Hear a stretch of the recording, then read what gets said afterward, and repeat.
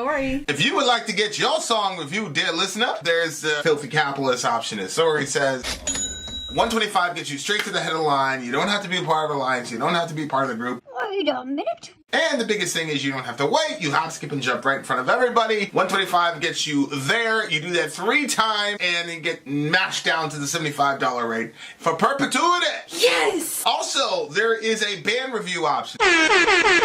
So if you've got a band and you're trying to get your band some exposure, hit me up at vinsori@gmail.com, and I'll show you the details about how to pull that off. You can also jump on Patreon, and there is a option on the tiers to be able to get your band reviewed. Obviously, we can't lie to you, so we can't guarantee a positive review.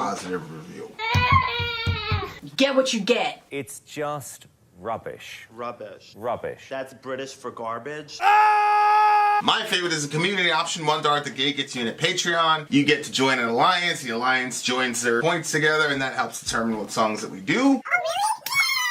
The alliances hang out on Discord.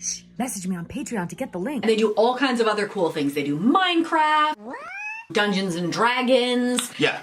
It's really a community within the community. Anybody can go in the village. Facebook.com/Vin and Sori. There's 160,000+ people on the channel. What's cool about the Discord is that it offers a real opportunity for community connection, friendship, that type of thing. And it's on Discord, so if you're not a Facebook person, it's for you. You start off at $1. Right. Plus you get exclusives. Sori and I are working on a song. So the first 15 seconds of that was on Patreon. Also, at $15 tier and above, when we actually debut the video, they're going to be there live with us. There you are, dear listener. Buy our merch. Buy our merch indeed, and Charles shall lead them. To buy our merch. Yes, dear listener, yes, dear listener, yes, dear listener. We're at the beginning of a very interesting stream. We have never done this before. We've done album reviews before, for sure, but not like this. We've never done it this particular way. And so I'm very interested to see how this night is going to go, dear listener. What are we on? I am adding the Rumble link to Instagram. All right, dear listener, here we go. You're going to want to be on Rumble. We did a impromptu show yesterday where we took care of a couple people because they had won a contest that's been going on in Rumble because we've been having an interactivity contest on the Rumble side. The good thing about Rumble, guys, is that you guys know that we don't do any of the stalling between, videos or whatever. And you guys know, we get killed on copyright for that, which is okay. But sometimes they'll block us and we'll get a strike and they hold the entire platform hostage. So we're not going to abandon YouTube completely. But all the perks of season 3, we're doing, what's that watch along? I keep calling it Poltergeist. Midnight Mass. Midnight Mass. It's some horror thing. We're going to be doing on the 8th. We're doing like an entire. It's gonna be on the 8th, starting by 3 p.m. Yeah, it's a marathon. But it's a thing. Marathon, and we might go into Sunday. We might go halfway through and then say, okay, we're taking a mental health break. I don't know how I'm going to be able to react to it. Or we might just say, you know what, fuck it, we're going to do this thing straight through. We're going to hang out with each other for like 7 or 8 hours and just like binge this thing. Either way, It's going to be a great time. You guys should come through. Definitely you have to be there on Rumble to be able to see it. Also, get the likes up on Rumble because I don't know if you remember what happened last stream. Last stream we didn't have enough likes and we had to end early. Vinny shut the stream down. And we did. I shut the stream down early because we had at one point we had 40 people in the Rumble side, and we left with 16 thumbs up. Ben, all I see is Franco saying, "Don't spoil. If you spoil, I will block your ass." I don't want any spoilers for the show. Oh, yeah. I don't know if that's what you were spoiling. I don't want to read your messages because I don't want to know a spoiler. If you spoil the shows, you will be permanently banned from the village. Permanently banned. Permanently. Want to hear a scary story?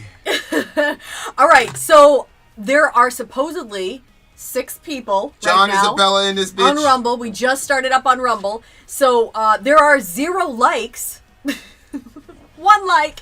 Unfortunate. So get those likes up, people, please. In the meantime, you guys, this is the Thewackytor. He's doing an entire album tonight. Toehider is the name of the band? Toehider is the name of the band. The name of the album is I Have Little to No Memory of These Memories. I can relate to that. The way that this is going to happen. I have little to no memories of these memories. That's the name of the record. Well, I mean, that's what the title is. I assume that that's the name of it. Anyway, the interesting thing about this is that we are this album is meant to be listened to just like straight through, no breaks. But obviously we are a lyrically heavy channel, and to that might be like a lot. I don't know. So between actually, we do what the DJ asks. DJ Thewackytor said, let's break it down into 3 sections, 3 parts. Break it down into sections. Mm-hmm. If you look at the details on YouTube, you're going to find part 1, part 2, part 3, and how that's going to break itself down. We're going to start part 1 here. Lyrics are going to be on the screen, I believe. And we're going to check it out. Let's see how it is. So we'll be able to, we're going to listen to like, a good 10 to 15 minute chunks. Sometimes a little bit longer, sometimes a little bit shorter. So, and then, which one is the lyrics? That's the first set of lyrics. The first set of lyrics? Yeah, okay. I just don't know if it's going to be too small or, that's I why I got gave you, you the I whole got you. thing. So yeah, let's check out part 1. Part 1 is going to be from 000 on the album, in other words, the beginning, going to minute 16:20. Okay. Go ahead and find another channel in YouTube that is going to do what we're about to do. You will never find it.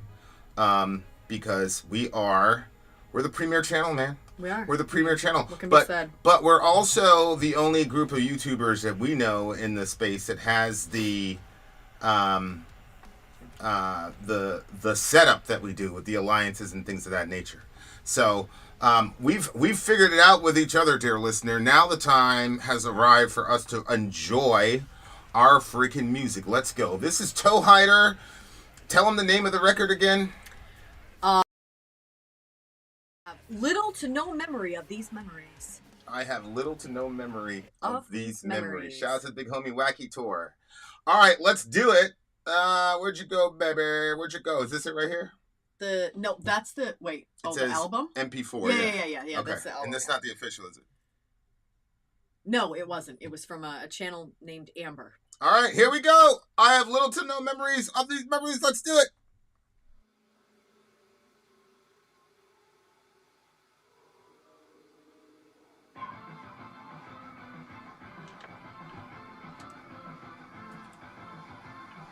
Am I hearing this right?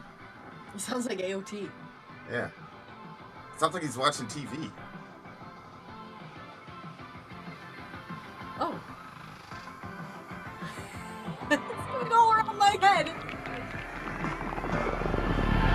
Have you forgotten more than you remember? You felt your mind go blank, it vanished, or felt it slowly slip away. Have you some memories you're sure were never? Why 3 people had that. Take a moment at the end. The saga starts one Sunday, maybe Saturday. Who can say? Those minor points are inconsequential anyway. All 3 were suddenly subjected to, well, not deja vu, but rather strange scenarios which I'll get into.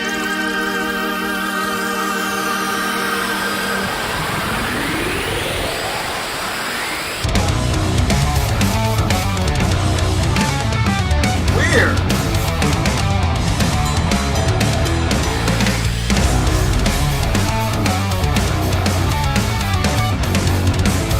Wait, is that the guy? Is that Toehider? Is that The official? Toehider himself? Look. How could anyone know? Whoa, thanks for doing this, guys. I can't listen at the moment, but I'll check it out on a replay. It's Is that the dude? It's either the dude or it's a fan. He a fan. Yeah, Hey, Thewackytor, let me know if that's a real Toehider guy. That shit's crazy if it is him. I'm going to rewind that a little bit, guys. We continue. Deja vu, but rather strange scenario. 'cause we're getting to.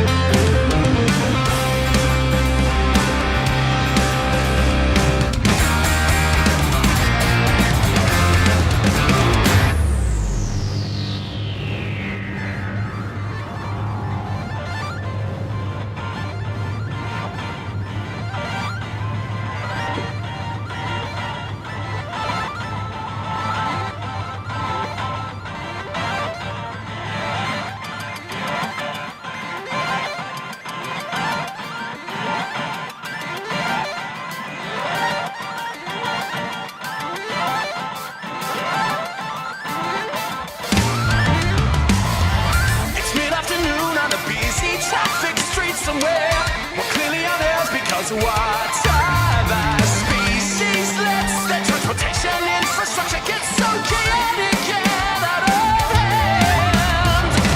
Now for this to work, you need some suspension of disbelief. This isn't a movie or even a made-for-TV series, so some imagination on your part is most imperative. The sound of a siren rips over the traffic ambience. Our fire engine makes an attempt.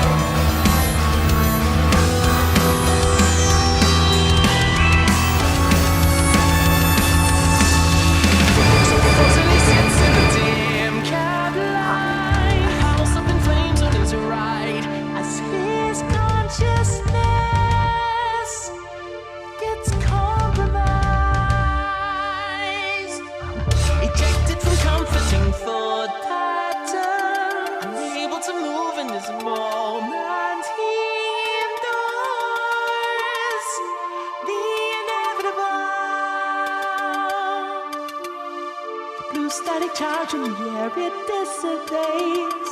Facing the glow as he slowly comes down. There is a sting in bringing light to life's regrets. A feeling pinned to things, events you'd rather forget. There is a sting in bringing light to life's regrets. A feeling pinned to things, events you'd rather forget. So tight to times all intertwined with tide of sand. Fatigued and tired from staunch remind. So when you don't remember this, and I remember everything.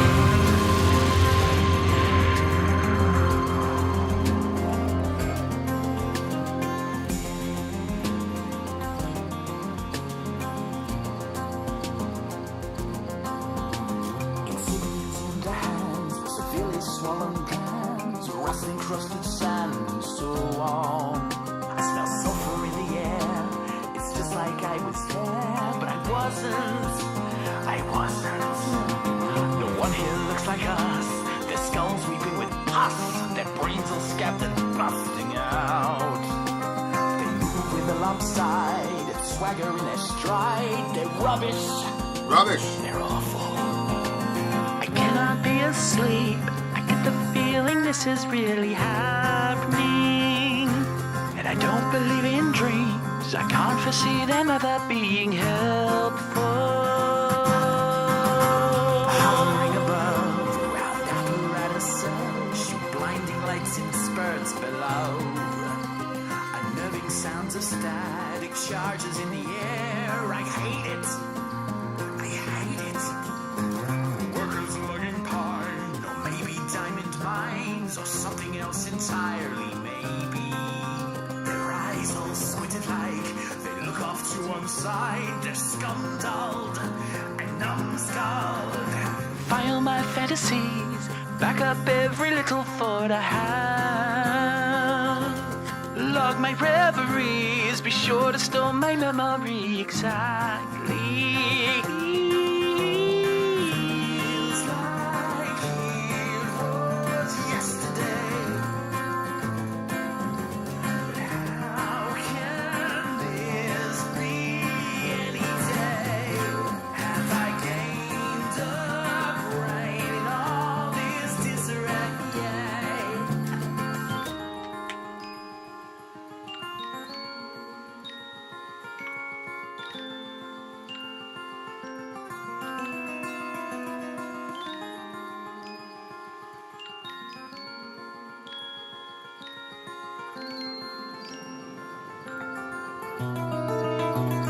Three suns up in the mountains. Surely like two would be enough. Fences down in the trenches, barbed wire and dross and thorns and stuff. Underpowered, massive steel towers, sensing that something surely significant is starting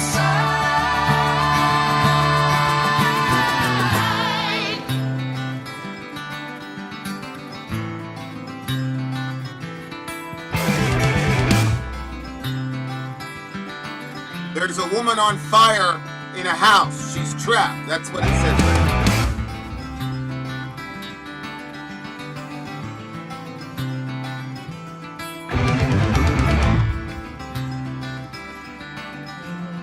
Well, she's in his head, and inside the head, she's trapped.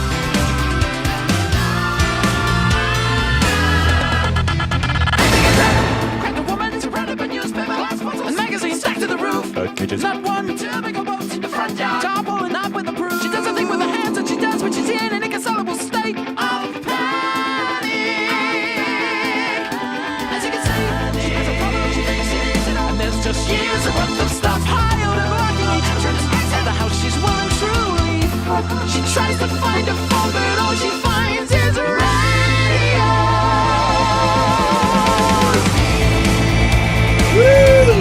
What we see is a girl in pain, a girl in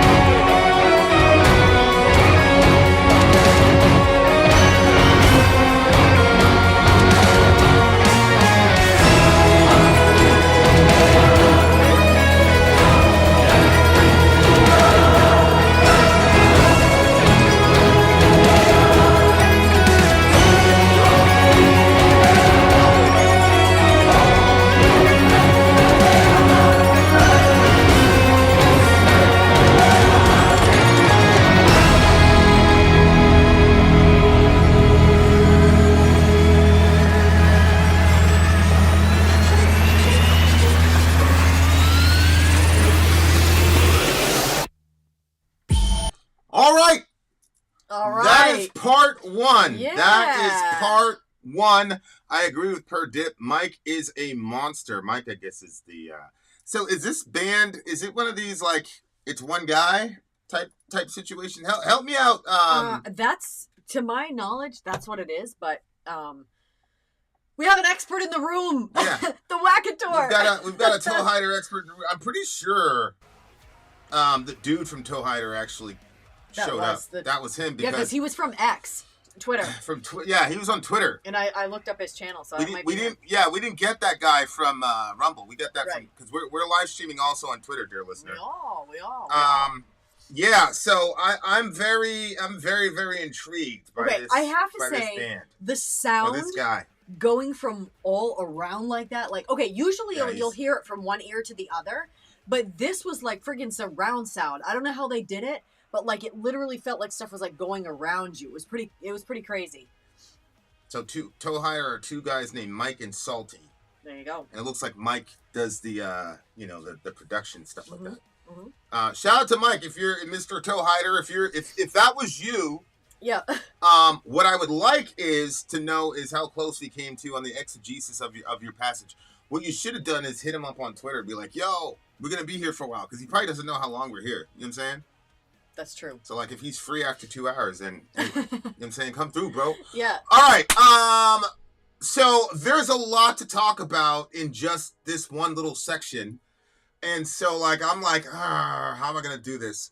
But let's start with you. Go ahead. You kick it off. Yeah, I mean, I loved the sound, like I said, like the way that it was going around. I was focusing on the lyrics because I know we're a lyrically driven channel. But there were some parts of it that I was like, yeah, fuck it. I'm shutting my eyes and I'm just going to feel it. And I liked the journey that it was, you know, kind of taking us on. It seemed like lyrically we were kind of talking about maybe different people and their experiences with their memory. Like, for instance, one of them was like really good with their memory, which reminded me of you. Well, he mentions 3 in the first paragraph. Like at the very end. I was like, that's why I asked like how many people were in the band. Yeah, well, I thought we were talking about 3 different types of memory. Well, let's just go into it. 3 different types of memory? What would those be? Well, like, your memory is very vivid, and it's, like, so friggin' detailed that sometimes I'm like, how do you remember that? And for me, it's very spotty, and memories will come back to me randomly. It might be, like, a smell or a sound or, you know, something happened that's similar. People seem pretty good at remembering when they're, like, when they've been hurt. You know what I'm saying? That stuff tends to stick with people. Most people remember by their emotions, which is, you know, like, I don't know if you've ever talked to somebody from the past and you're both trying to, like, squash something and you're like, this is what happened. And then they actually have a different side of the story that you never considered. Right. So, you know, like, when you, that tells you we're remembering it by how we feel because you were hurt or you're whatever. That's why it's good to have open communication with folks. Well, I mean, the premise of this record is really interesting to me because we've been doing a lot of work on consciousness and things like that. Boogiers, Bible boogiers, get ready. This is going to be like all over the place, man. Okay, the beginning of this, when it started out, I was like, okay, it says, have you forgotten more than you've remembered? For me, yes. I do believe I've forgotten more than I remember. That's true of everybody. I would assume so, yeah. But you know? I don't know about you. Like, well, I mean, I took that line of that is an affliction that comes with age for 2 reasons. One is that your mind isn't as sharp as you begin to age, especially past your prime. But the other is that you have a limited amount of space to hold things in your head. So, like, if you're really young, you can almost remember everything because you've lived pretty much 100% of your life. You know, that Jacob Geller guy where he talked about, like, time goes a lot faster as you age. Mm-hmm. You know, a 1-year-old, it takes an entire year. It takes 100% of his lifespan to get to 1. Mm-hmm. And then a 2-year-old, it takes him 50% of his lifespan to get to 2. And so time and memories and things like that begin to fade once you start to accumulate a bunch of them. Yep. So I thought, like, have you ever forgotten more than you've remembered was also a way of saying, like, this is going to happen when you get old. Mm-hmm. You can also get false memory when you get hurt just to protect yourself and maybe make it a little bit less hurting. Yeah, that's why I'm so interested in consciousness, memories, and things of that nature. Like, for example, like, people talk about this like I was outside of time. But I'm not really sure that that's possible to, like, be outside of time. Because, like I said, like, when we get to heaven, will you not be able to count? Right? You also said about racing. So it's like, well, yeah, I still think they'll be counting in heaven. Well, if there's counting in heaven, then you can account for time. Mm-hmm. So I don't think there's any way in which a person could be outside of time. What I do think, though, is that you can be outside of a timeline and be part of another timeline, such that you can look at the previous timeline. And I think that's what's happening when people talk about these near-death experiences and they, you know, whatever, and I was outside of time. Mm-hmm. They're not really saying they're outside of time itself. They're saying, I was out of this continuum of time and I was able to see. Because if you look at, you know, like, if you look at a movie, right? If there was a way for you to see every scene at the same time in a movie, that's essentially the idea. The cool thing about a movie is you can rewind and relive parts over and over and over again because you're in a different timeline. Yep. You know, you're in a different dimension, a different timeline, and so you can always go back in and experience that situation. And when you hit play, the people in that world do not feel that some weird thing is happening to Yeah. them. Like, and so Yeah. there's a sense in which the past, the present, and future are occurring at the same time, but we are only conscious of the passing of time in a forward motion, because that's those are the limitations that God put on us. But it's a really crazy idea. Like, you're outside of a timeline, and I'll even say like there's an ultimate timeline. You could say God, whatever, but like you're outside of a timeline, and you're able to see everything that has ever happened, and you're able to go to those places and all the rest of it. But the point is, when I'm looking at the lyrics of this song, and he's talking about memories and forgetting and remembering and all that stuff, I'm like, okay, that there's a lot of time consciousness stuff going on that I'm very interested in. Okay, so what were we saying now? So then he says, okay, so have you ever had your mind go blank just like that? Forget, I hate when that happens. It's happened to me a bunch of times. Has that ever happened to you? Oh yeah, it's happened. I hate it when that happens. So have you ever felt your mind go blank just like that? It vanished. Or it slowly slipped away. The slowly slipped away one reminded me of, it reminded me of when somebody passes away and you are Why can't you just say trying die? to, because I'm not you and you're not me. I know you prefer die. I don't prefer die. I don't prefer die. And I feel like I'm saying it also for other people. Like, it sounds so harsh, but Somebody needs to correct the Bible then, because it doesn't use any euphemisms for death. But go ahead. yeah. Okay. I see what you're saying. It's just when somebody passes away and you're like, okay, you're trying to remember them. And then like, I remember when my grandmother died. And like when she died, I was like, oh, okay, I had her face in my mind. I had her scent. I had her sound, all of that. And then like, I remember as time started going, like I couldn't remember what she looked like. And then I remember seeing a picture of her and I was like, oh yeah, that's what she looked like. And like, it was like other things like that. So when it talked about it slowly like slipping away, it made me think of that. And then he says, well, have you had some memories? You're sure have you some memories you're sure were never not yours? Wait, actually, I read that differently. What is he saying? I thought he was saying, have you ever had memories that you're not sure are even your memories? Yeah, I think he's talking about what Der Pip said, talking about false memories, because he says you can get false memories when you get hurt, just to protect yourself, maybe make it easier, less hurtful, or whatever. And so he asked the question, do you have some memories you were sure were never? And the implication is it never happened, yada, yada, yada. The false memory thing, I think, is it's interesting to me, the concept of false memory. It's very, I've only heard that used in a combative context. Like, I didn't, like when you're trying to gaslight somebody, that's a big thing. Like, oh, that never happened like that, blah, blah, blah. And then you got to go and sometimes it can really fuck with your head. Like, I mean, I'm glad that I'm in this day and age, because there have been times like in my life where I'm like, what the fuck? And I'll like, my phone will have record of shit. You know what I'm saying? And I go, oh, no, I'm not crazy. What's going on? But like the false memory thing is a really, it's a tricky situation, because I don't know enough about psychology to know if it's a real phenomenon, you know what I'm saying, or not. So it's one of those things where I'm like, like I don't know. Because on the one hand, like, you can say that, like, well, this actually really happened. So, like, we've talked to you guys a million times about, like, we used to do this ministry in downtown area in the state where we live, and I always say, like, 95% of the girls there had been sexually assaulted somehow. And we're having this conversation, and Shorty talks about her dad doing XYZ thing, right? And so we have this confrontation with dude.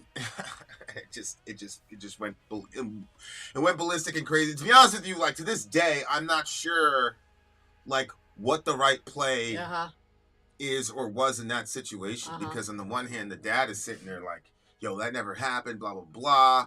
And she is like, well, this, and so it was like,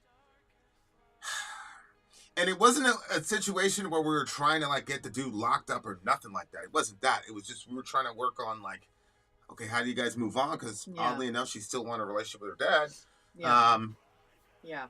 But it was kind of, you know what I'm saying? So that's why like the false memory stuff to me is like it's such a hard thing to like surmise and understand. I have a very specific memory that to this day I don't know.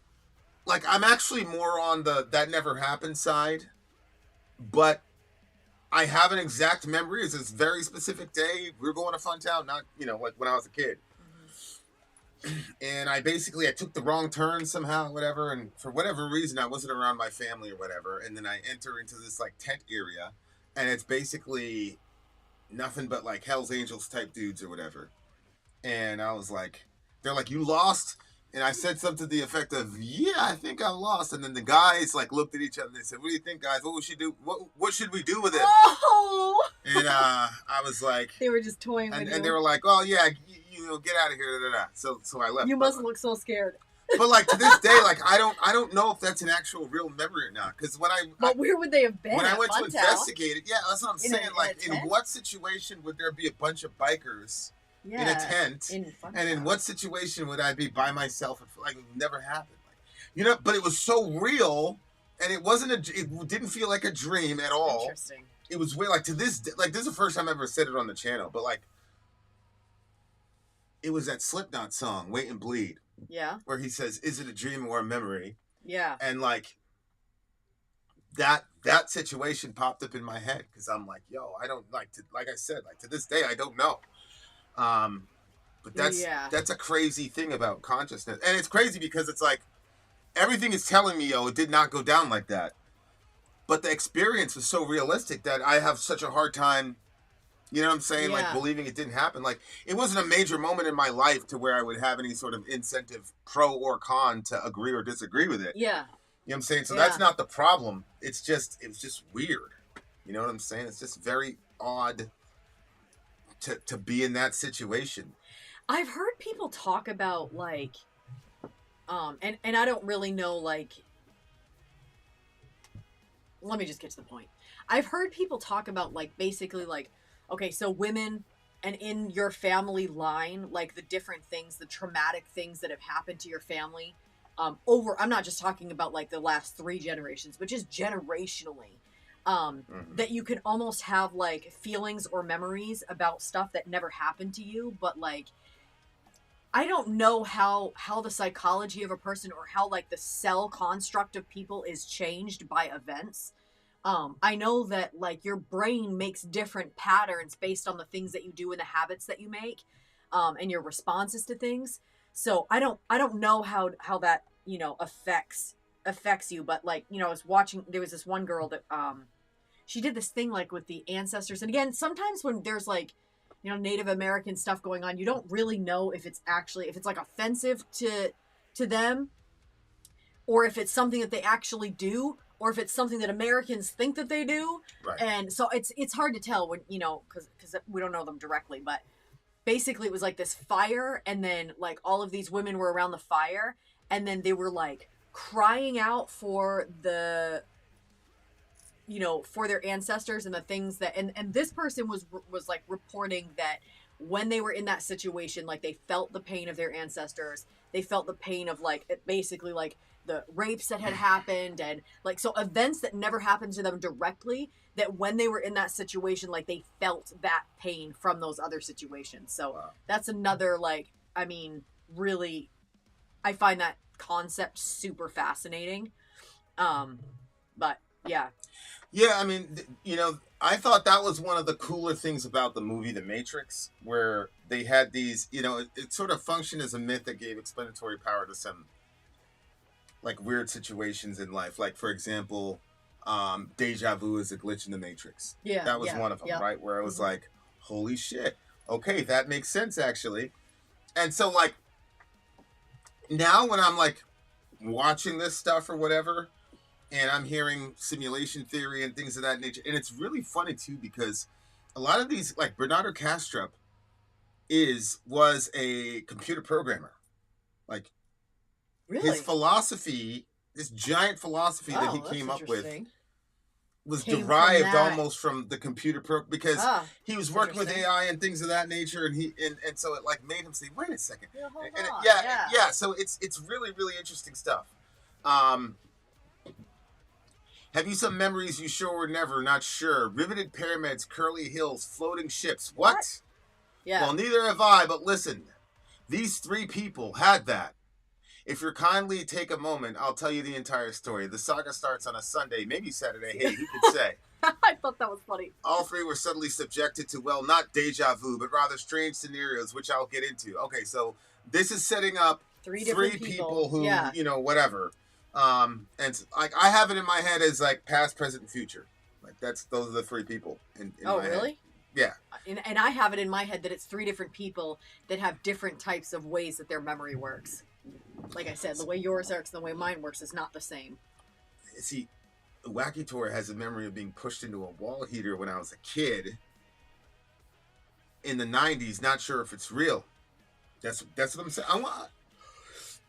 I wonder how many people would have, like, how many people have in the comment section, like, have memories that are like, you're not sure if they're actual memories. I have some weird memories when I was like super, super little, and my sister has the same memories. But both of us are like, that's so, it feels like a dream because it's weird. Because I'm like, well, then it can't be a memory if we both have the same memory. Like, it has to be a memory if both of us have the same memory, even though it's vague, but it's pretty weird. Huh. Okay, so there's 3 people that this record is about, and so I'm assuming that we stopped it at person 1, or maybe it's person 2. I'm not sure. So he says it's mid-afternoon on a busy traffic street somewhere, well, clearly on Earth, because what other species lets their transportation infrastructure get so chaotic and out of hand? I don't know. I feel like our transportation structures are actually one of the best things that human beings have come up with, actually, and the most ingenious. We complain about it, especially as first worlders, because we don't know how good it is. Now, for this to work, you'll need some listen, suspension of disbelief. I've been in third world countries, dear listener. Believe me, It's different. The transportation system is a glorious, glorious testament to the rightness of Christianity. Go ahead, continue. Yeah, I mean, I saw somebody get hit and the bus just kept right on going. I said, oh my gosh, they just hit an old lady. And they said, oh yeah, she shouldn't have been there. I said, what? She shouldn't have been there? When did this happen? That was when I was This is in America? That was in Latvia. Oh, Latvia. Yeah, I couldn't believe it. I was like, what do you mean? Really? They were like, yeah, people need to get out the way. I was like, okay. I mean, it was like this older lady. Like, I couldn't believe it. And the thing is, the lady got out of the way and she looked apologetic. I was like, yeah, what? I mean, This is different. Cultures are different, man. People are different. What can you say? What can you do? What can you do? I just completely ruined this thing here. You guys, just a reminder, I friggin' hate these commercials about mosquitoes. It's disgusting.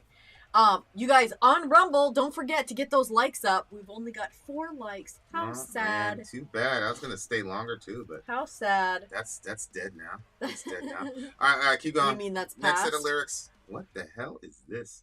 What did I do wrong? I don't know. Okay, there we go. Okay. There we go. You're freaking me out for a second there. What are you doing? I was like, oh no, Emily's gonna message again. Who? Emily, remember on Facebook she messaged me? Oh shit. Shout out to homegirl. Yeah, okay. Okay, so let's get back to it. So he says, okay, we talked about that. Now, for this to work, you'll need just some suspension of disbelief. This isn't a movie, or even a made-for-TV series. For some imagination on your part is most imperative. The sound of a siren rips over the traffic ambiance. A fire engine makes an attempt to weave through. The essence of this siren that we're hearing is this. At the end of the story, we hear about this woman that's trapped inside of a house. I mean, she's basically a hoarder, and she's got so much shit in there she couldn't get out. Well, she's in his head. Is she in his head? And then That's what you said, but well, it's what it says in the thingamajiggy. Okay, the essence of living hinged on past experiences. What is this? I don't even know what that word means. Sen essence is giving profender to wisdom, yet all the same, I don't remember this, and I remember everything. What does that mean? I don't remember this, but I remember everything. Somebody said, like, people are I forgot who it was. He said human beings are good at themes, we're not good at details. So he's like, this person is fat. The guy that did the killing was fat. But they're not going to tell you like how many they're not going to say like 475 pounds. Or, they're not going to give you that specific. But the theme, this guy was fat. And it's like 9/11 is another one of those things. People talk about like seeing the first plane crash into the world, and then they saw the second one. Nobody's seen the first plane crash into we didn't have a camera about that. Oh. That didn't get played during 9/11. There was a guy that caught it. He was on the ground, and then, but that was like that video got released like 10 years later. Oh. But you got people that were saying they were watching the news. What's good, Delaney? You got I actually could have sworn that's what happened too. You got people that are like watching the news, and they're like, yeah, I saw. We saw the first one. Then we saw the second one. one. Yeah, I thought so too. And it's like so there, and then on top of that, you have the whole Mandela effect thing, where people grew up with Luke, I am your father. apparently a wrong whatever, and so there's a lot of that going on right now where people are like, yo, what's going on? Yeah. Like, how do we collectively have such a false memory? Like, It is weird. It is weird. Not gonna lie. So he says. The essence of living hinged on past experiences. Okay, we already read that one. He says, some people struggle to recall events from earlier that day. That would be me. But not this guy. Unless, yeah. No, literally it says, but I not know, this guy. I know, He's but an anomaly. you read it. He's an anomaly. So let me explain this thing known as hyperthymesia, a rare condition that causes one's memories to be quite unusually articulate. That's you. Perfect snapshots of the past. On this particular day, while attending the call-out, he received a retention of past events not of his own. Actually, that was one of the things. So I'm hanging out with Vinny, obviously, my whole life, since we've been married, like, we spent all our time together. And his memory is so good that it started, like, it was actually, like, messing with my head, because I was like, wow, my memory is, like, really friggin' trash, blah, blah, blah. Yeah. And then we hung around with some of your family. Mm-hmm. And I was like, oh, okay, I'm regular. You're an anomaly. Because these people are from your own family. And you would be like bringing up these stories, and your brother would be like laughing at you or whatever, because he was like, what are you talking about? And then you'd go on, and then he'd be like, oh yeah, I kind of remember something about that. I'm like, okay. All right, so Vinny's one of those people. Okay. What? No, I'm just listening to you. All right. Perfect snapshots of the past. On this particular day, while attending the call Later, out, Derpip. he received a retention of past events not of his own. A presence forgiving, binged on vast coincidences. The essence of living hinged on past experiences. Then it says that. Can you say that word again? Senescence is giving. Senescence is giving. I don't understand what this all means here. I don't remember this. No, and I remember everything. So I don't understand what he's saying here. Well, if you go up, some people have started earlier that they not this guy. He's in line. Let me explain things known as hyperthymesia. What is that? Yeah, this is a rare condition. What we just explained. A rare condition that causes one's memories to be quite unusually articulate. Yeah. Perfect snapshots of the past. On this particular day, while attending the call out, he received a retention of past events not of his own. Okay, so there's a bunch of information that just got uploaded into his head that were not he doesn't recognize. They're not his own, meaning he didn't go through those situations.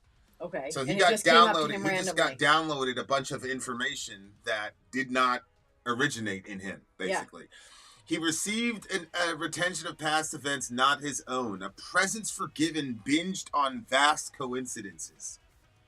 A presence forgiving, binged on vast coincidences. What do you think about that? That's what I just asked you. I don't even know what that means. It was very confusing to me. Well, I don't know if he's saying like the essence of living in past experiences. Like, I really don't know. I don't know. Well, I think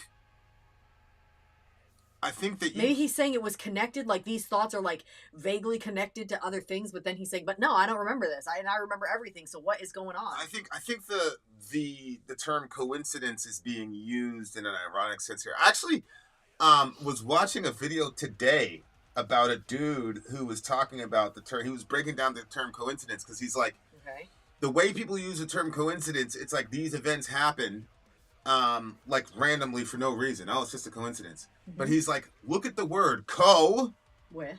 which means with, incident.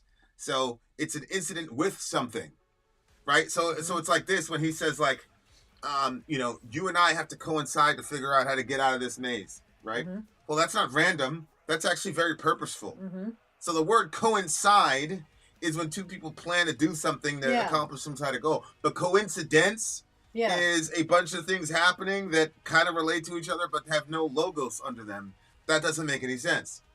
You see what I'm saying? Yeah, I do. Yeah. But if we acknowledge that there has to be somebody behind the coincidence, now you're getting into God level. Yeah. Uh-huh. Because what kind of being can orchestrate events such that they just keep happening the way that things are just supposed to happen? Yeah. So if you don't chalk it up to coincidence, then you have to say, well, maybe there's an intelligence behind it, and we don't want to go there for obvious reasons. So he says, can we go back to the lyrics? Mm-hmm. Oh, it's so fucking annoying. A presence forgiven, binged on vast coincidences. Okay, so how would you... So I think you can get forgiven if the things that you did were just a part of a giant coincidence or a giant sort of thing that doesn't have any...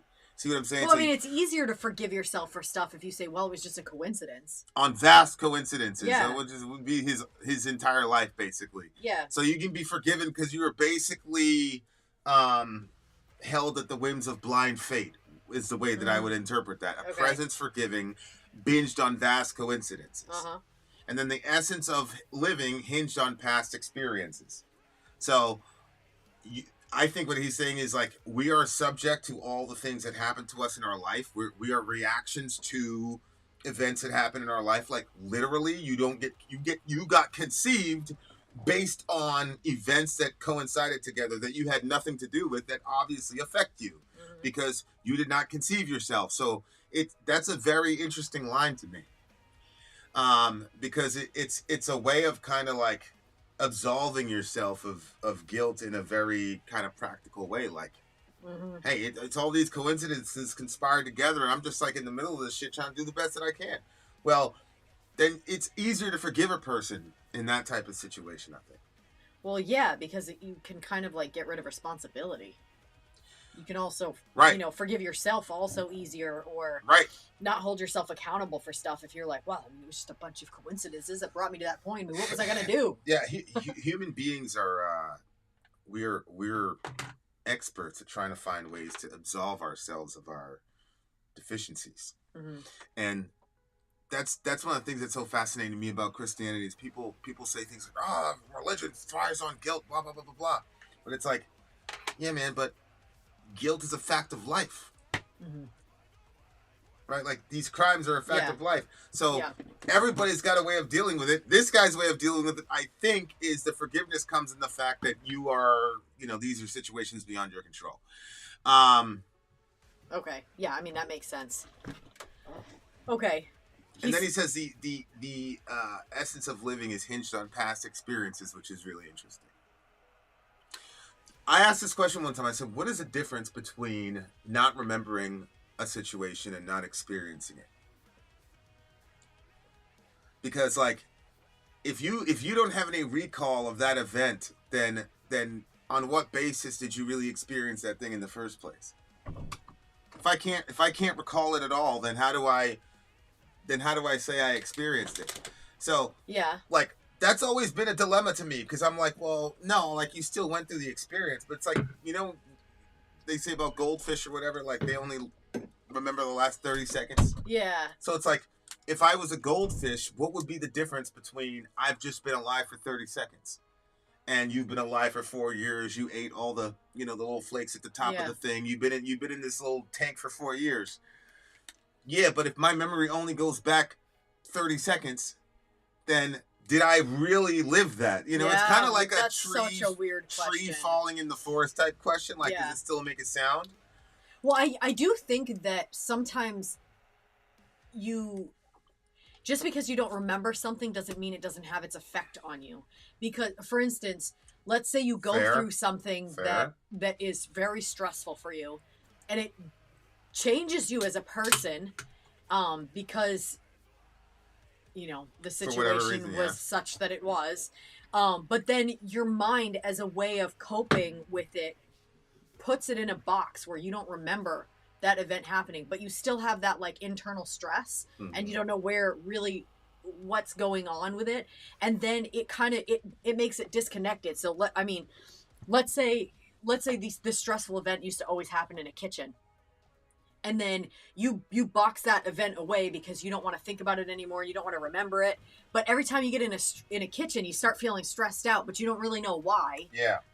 And I think that's probably common, and I think that we probably have a lot of that based on our childhood, and as you like age and you grow, you know, you start realizing like there's this thing like you hope that your kids remember, like there's two versions of you as a parent, where there's like the fun version of you where you're like, let's play, let's have popsicles, let me like sit down and like really coach you through this.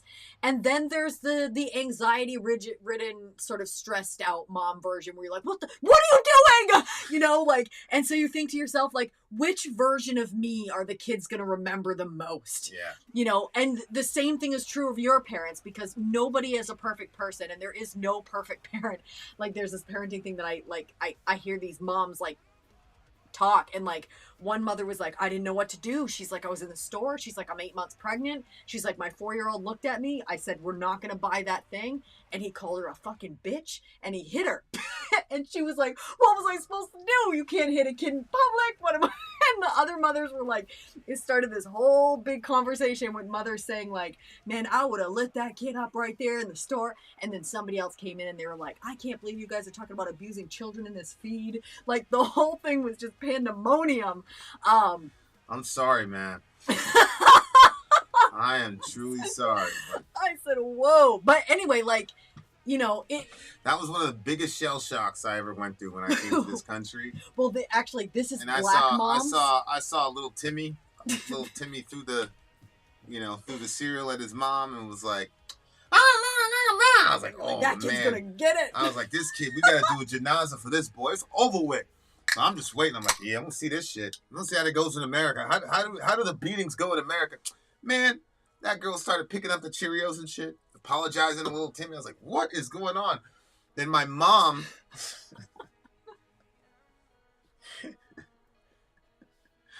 smacked the shit. Bow! I said, Mom, what the fuck?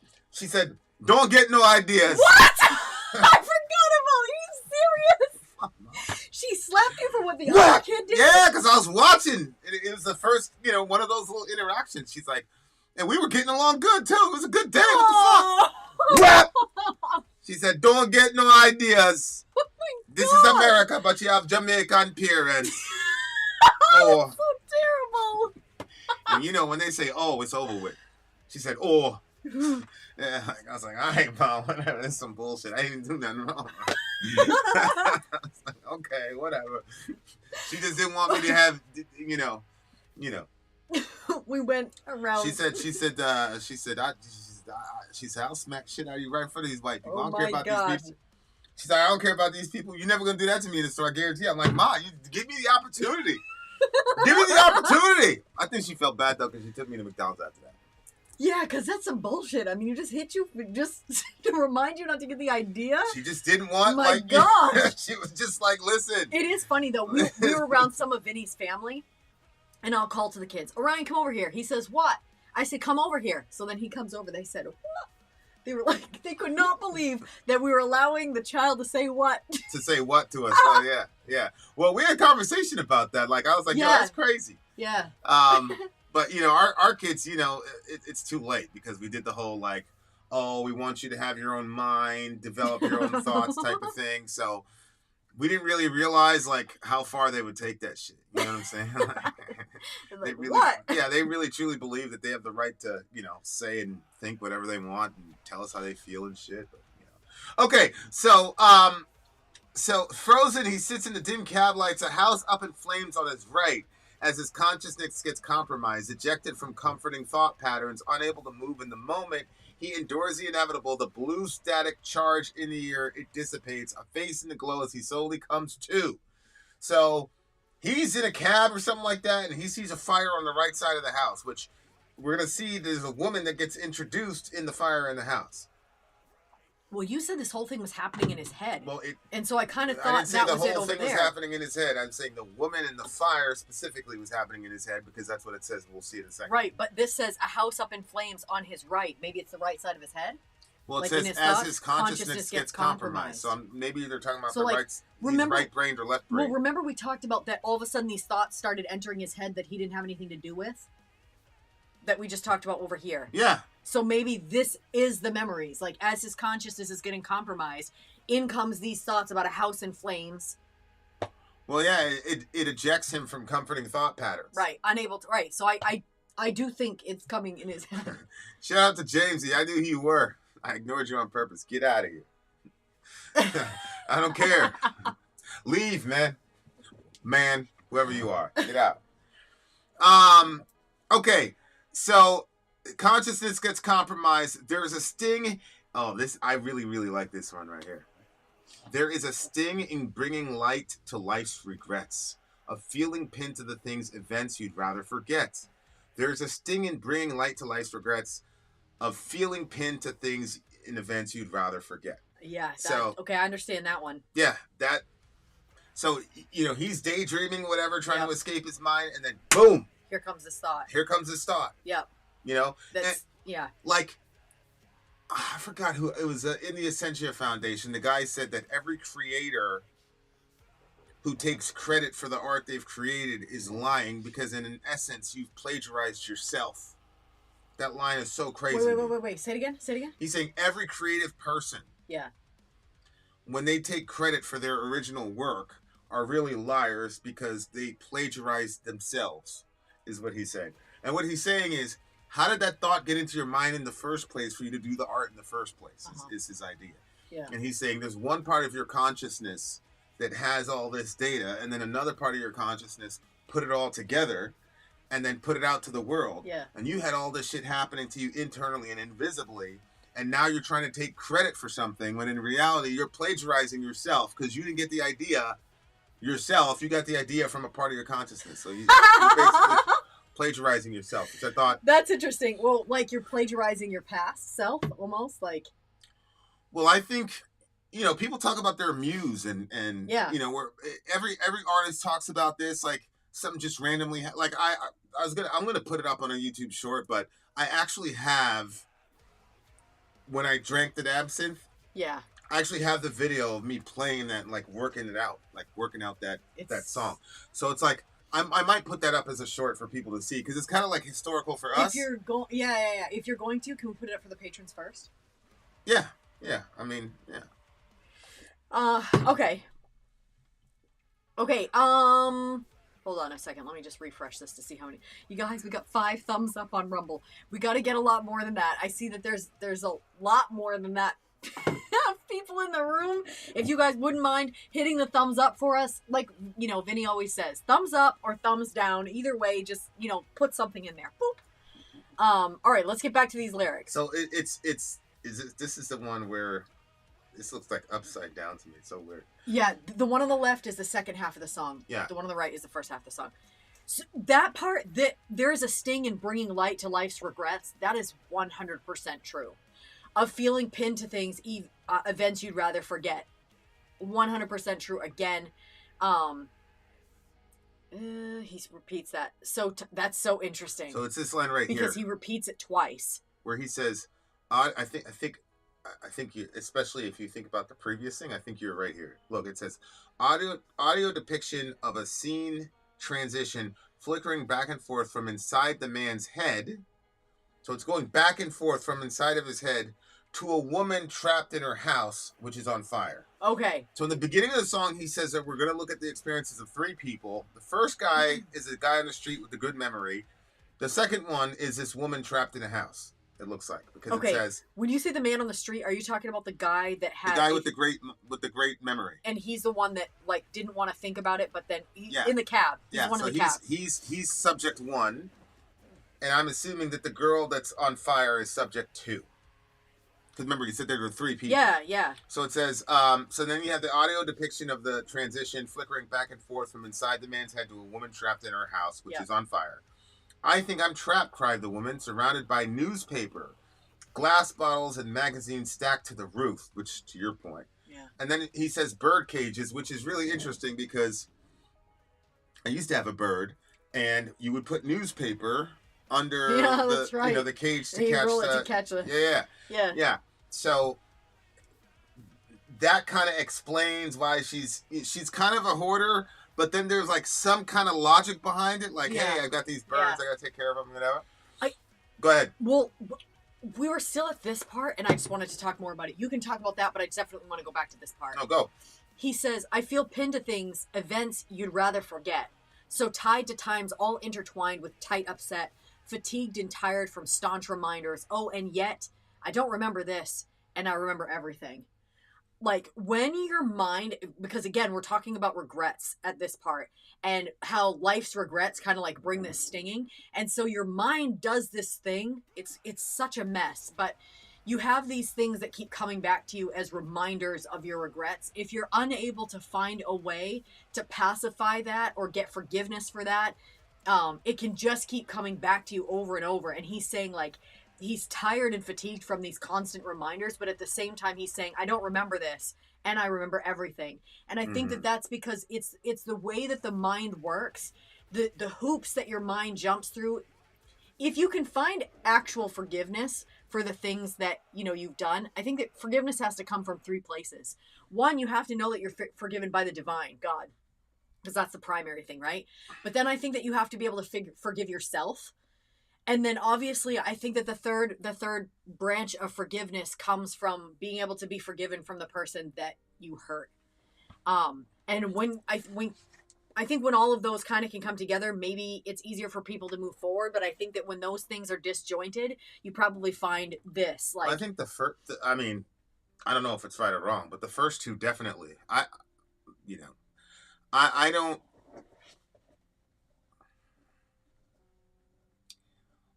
Something happened recently where somebody. Oh yeah. Yes. See, here's the thing to me about forgiveness and apologies. It's like people, the human heart is really, really deceptive. And people who are used to manipulating other people, they do that shit like as a matter of course, and they don't even know that they're doing it. And one of the easiest ways to see the sincerity of a person is to reject their apology. I'm sorry, blah, blah, blah. And you go, yeah, I don't forgive you. If the person truly was apologetic in the sense of, I am communicating this word, I'm sorry, because I was wrong and I want you to understand that I was wrong. Mm-hmm. And I understand that I was wrong and I know what I did was wrong and I wish I could take it back.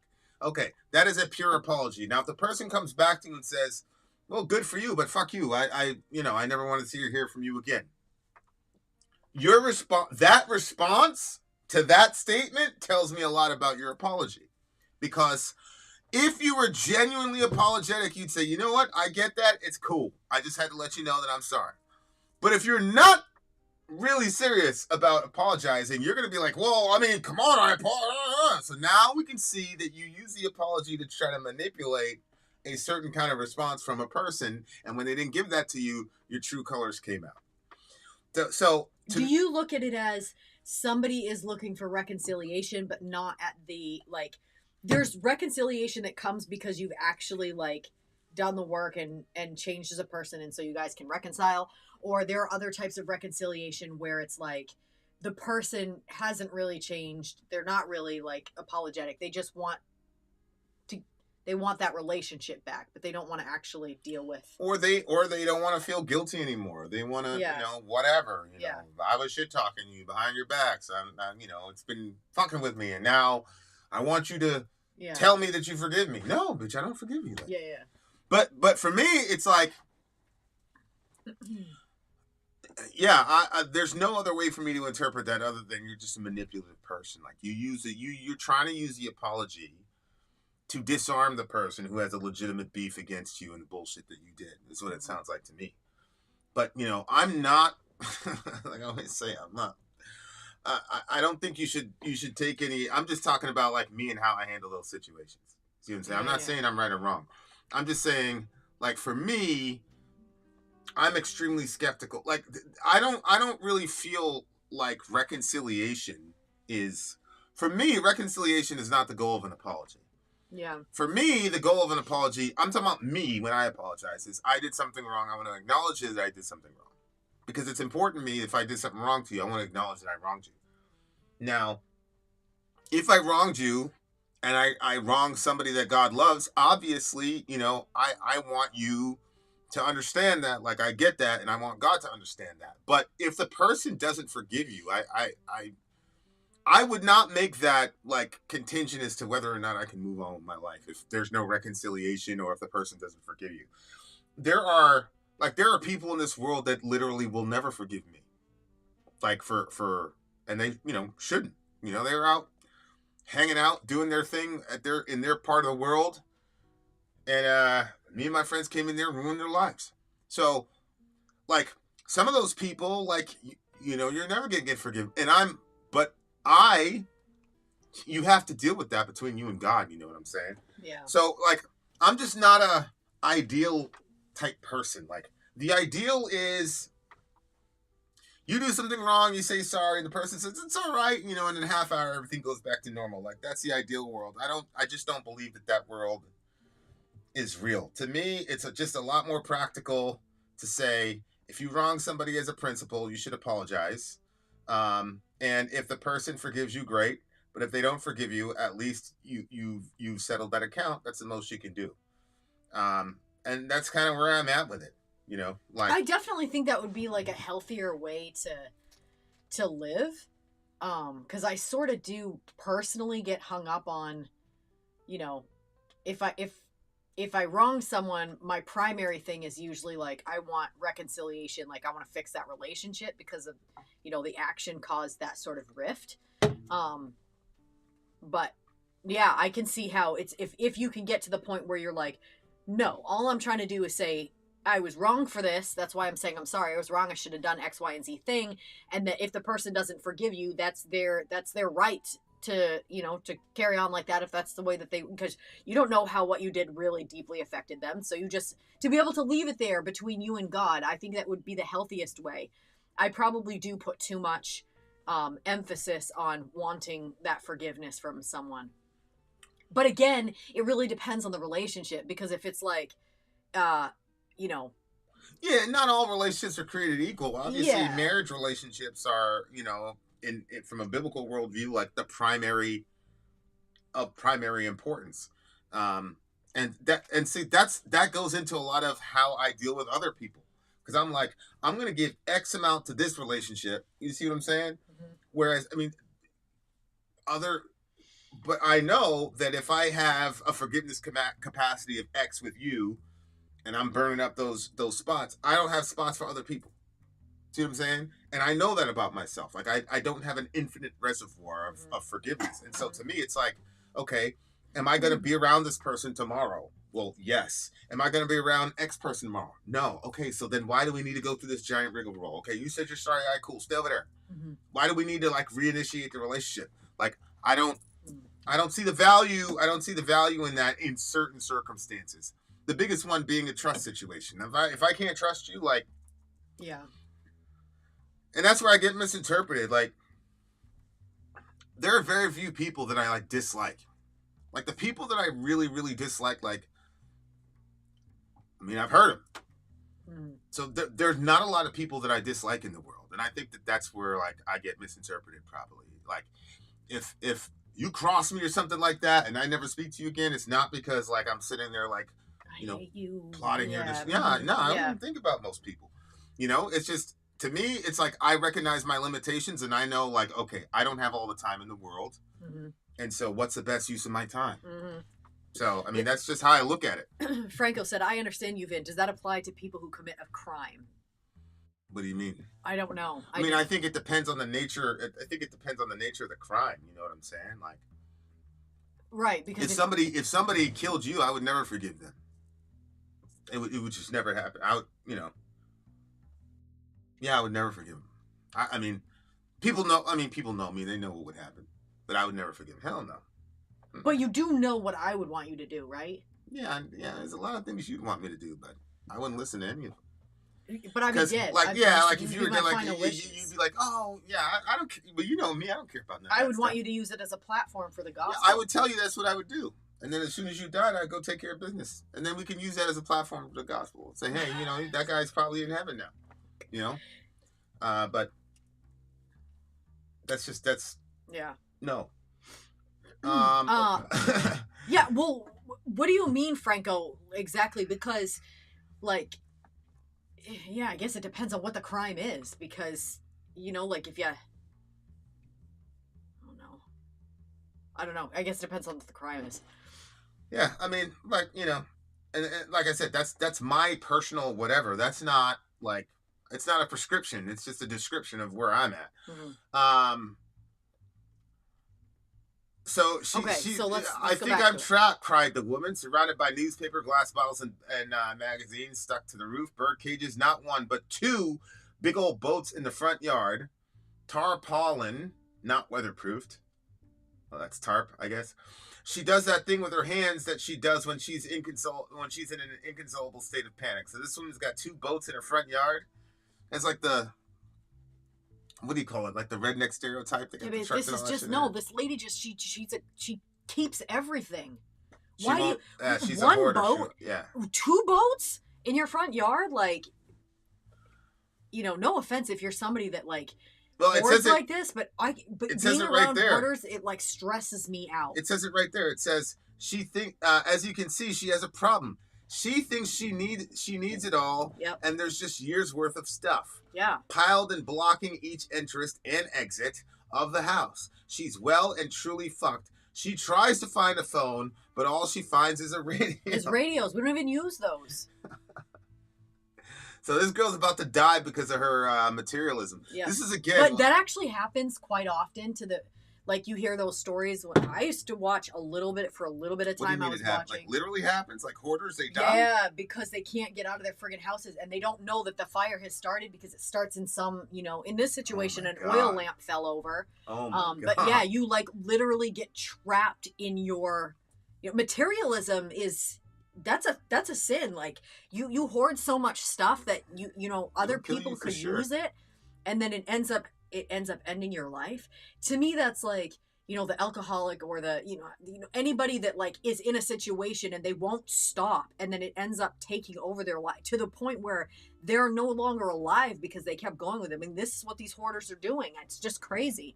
And they'll lose their family members too. Like, I don't know if you've seen any of those episodes. I stopped watching them because they were actually, it was so friggin' stressful for me because it was like fighting with the people constantly to get them to unload the stuff in their house. And you could tell that I started realizing that if you have to force somebody's hand to do something, it's not going to stick. The minute you turn your back, they're going right back to it. Like literally, people make their own decisions, and that's that. And so they would do all this work to clear out this person's house, and the lady would be like, I really need to keep that. I need to keep that thing. I need to keep that. And then they would go, 2 months later or whatever it was, and those people had all gotten back, and it was worse. No. The idea that something could get that cleaned out and then get that ruined again. Mm-hmm. Yeah. It's obviously brutal. Like, it's obviously, okay, so that's what as happened with this Middle lady. says, hoarding can be lethal. Yes. Jeez.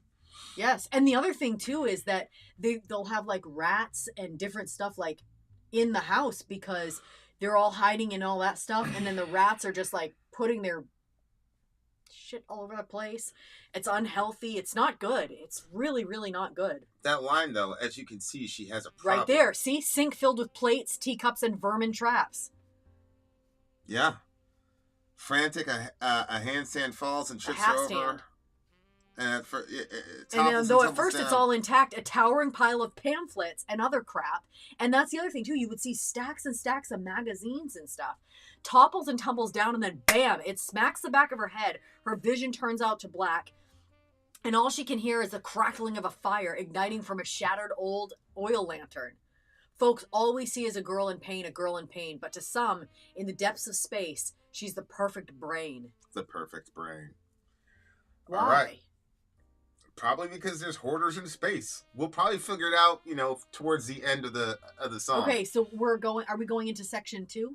But Yeah, I did like how he said, like, folks, we're seeing a girl in pain. Instead of just, like, Yes. mocking her and Yes. whatever, it's like, Yes. Why? Like, this is a pain problem. there's pain underneath but there why somewhere. is she doing this? Yeah.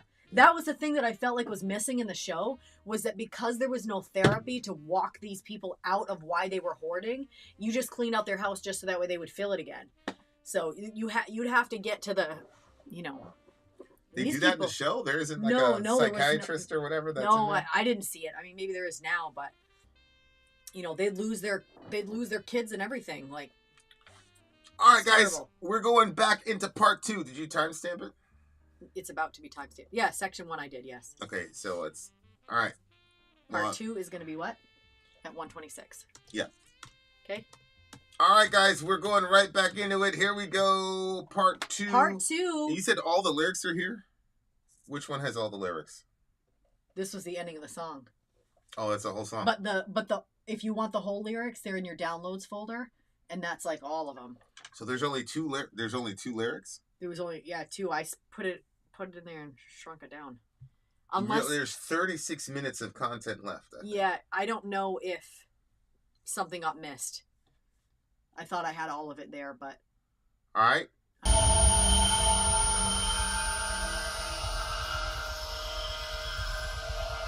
What's the name of this record? the what?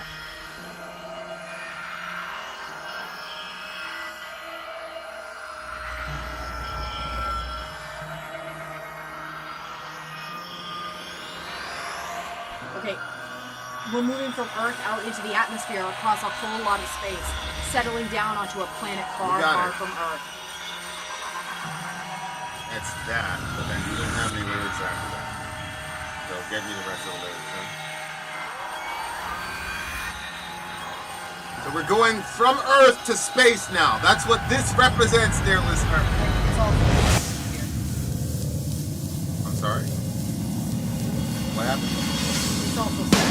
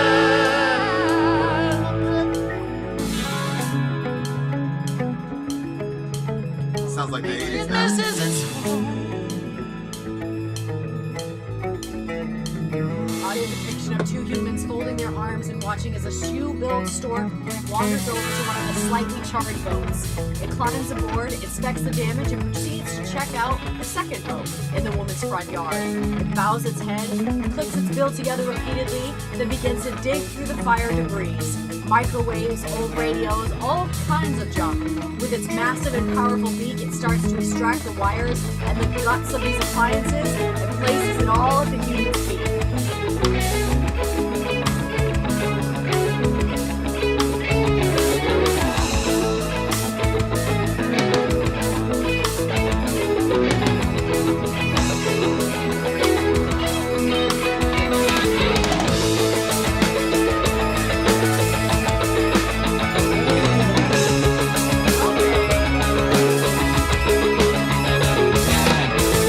Fire me, boy!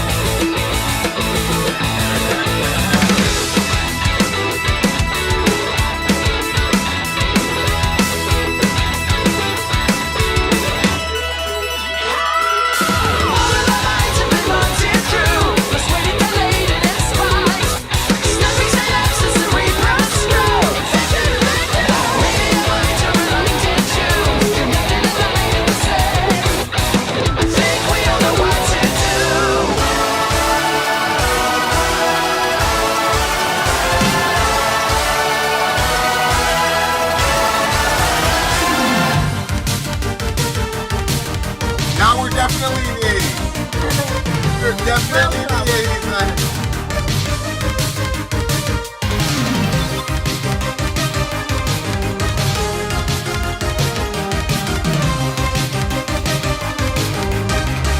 Cardio.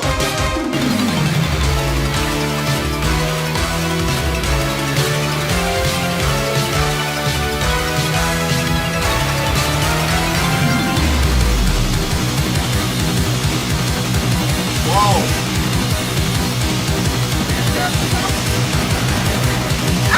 This is so fast!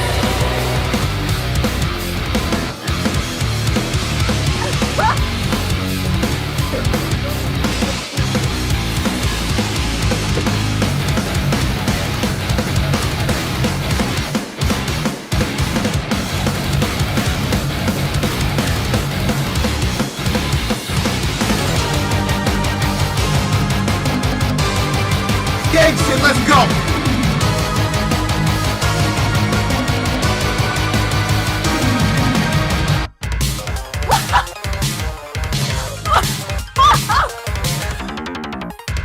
That's incredible.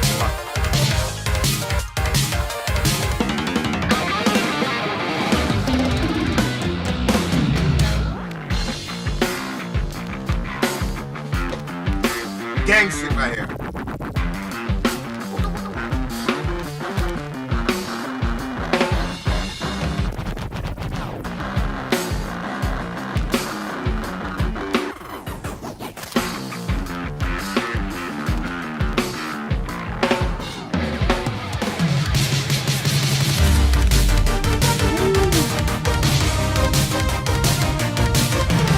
Bring those drums back, man.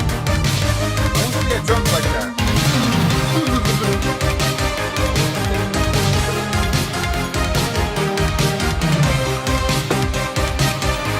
Catch that slowing down? Okay.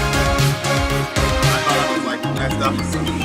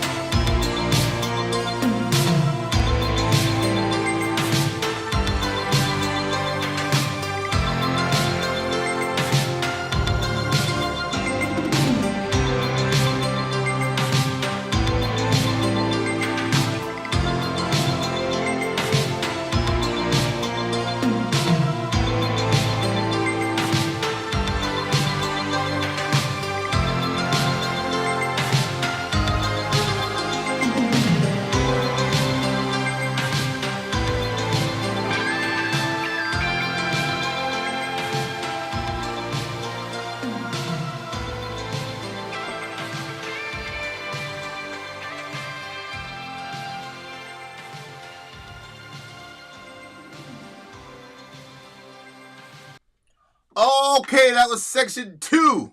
Section 2. Part 2. Where there has never been a more appropriate comment by a person. The Thewackytor said this guy can play any genre he wants. Apparently. Yeah, this one right here, I mean, there was some metal. Yeah. Like some real, but this was some real 80s shit, yeah. bro. The 80s style, like, even with it was so distinct with the bass drumming, like like, I don't know what effect that is, but like there's like a tone within the 80s bass drumming, and it's like exaggerated or whatever. I wish you could bring that back. There's a lot of elements to the 80s where I'm like, yo, it's the neon we for need me. to bring that back, bro. The neon with the black side by side. That's my favorite. The neon with the black? Yeah, like they would have neon and black together. Like that Oh. was like the thing, you know. Yeah, shout out. Like, we didn't really experience the 80s, but it would have been. I love their music, man. No, we didn't experience it. Their music was crazy. By the way, this Mike guy, Holy shit! he Every did all that instrument. himself. So That's crazy. yeah, like, do what you will with that, dear listener. You don't have any talent like that. So. You Join talentless the club. plebe. Join the club with the rest of us. Okay, so back to the story. The last thing that we heard on section 1 was that Wait, so we didn't talk about this, but the woman escaped the burning house. yeah, we didn't know because- that until now. Well, no, it said that the thing took her in the beak. And Yeah, then took her but in that the- was in part 2. Part 1, we thought she pretty much perished in the flames. But then part 2 started, and that's when we found out that audio depiction of the fireman arriving at the burning house. As he begins extinguishing the fire, he notices the wings of a big prehistoric-looking bird expand amidst the flying paper and then other debris. The bird calmly enters the burning house, re-emerging a few moments later with the unconscious woman safely resting in its enormous shoe-like beak. So this guy is watching this entire thing take place from the cab. Right. Yeah, he did. Right? He did. But then they got shot up to space. Because it says, after the thing delivers the girl That or was whatever, probably her with her NDE. there's an audio depiction of a scene change moving from Earth out into the atmosphere across a whole lot of space, settling down on a planet far, far from Earth. Mm-hmm. And then it says, but far above all that you know of, it may as well be nowhere, floats a planet all concealed by space debris. Zoom in, we see a storage plant and its sole proprietor with a memo from the ruler of his species. Do not delete our dreams. Back up every messed up thought we have. Don't delete our dreams. Be sure to keep each memory intact. Exactly every fact and fallacy.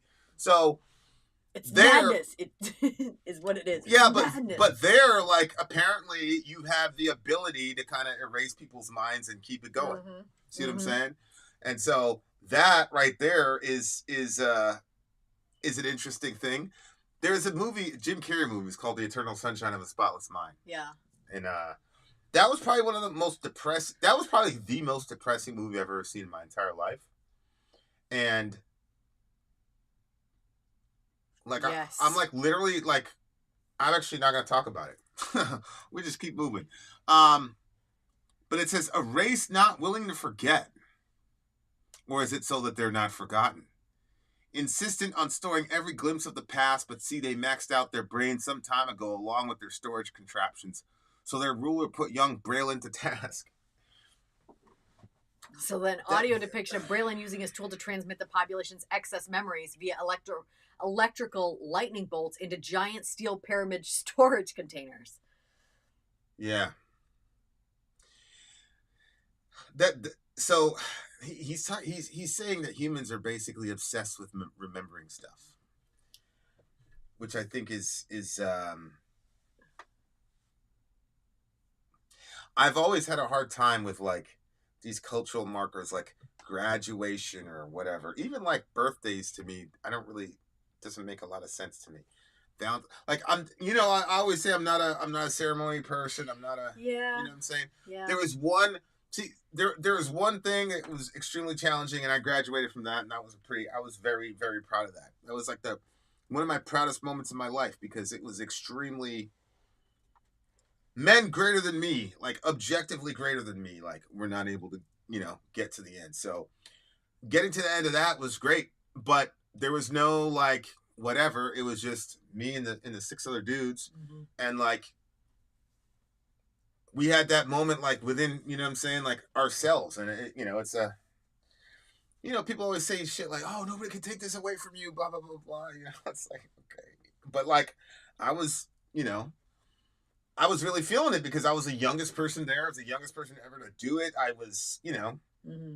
I had a lot of challenges. There were a lot of times I was like, "Yo, this kid shouldn't be here," blah blah blah. So like, when the 6 of us like finally graduated, and made it, and I mean, that was like a very very significant moment to me, and. There was no fanfare. They didn't call your family. Like, your family didn't know. Your family, like, it was just you, Mm-hmm. and then, and your buddy. So I don't understand, like, the impulse to, like, memorialize everything. Cause I feel like, that's not really a big of a deal. Like, oh, you were 6 last year. Now you're 7.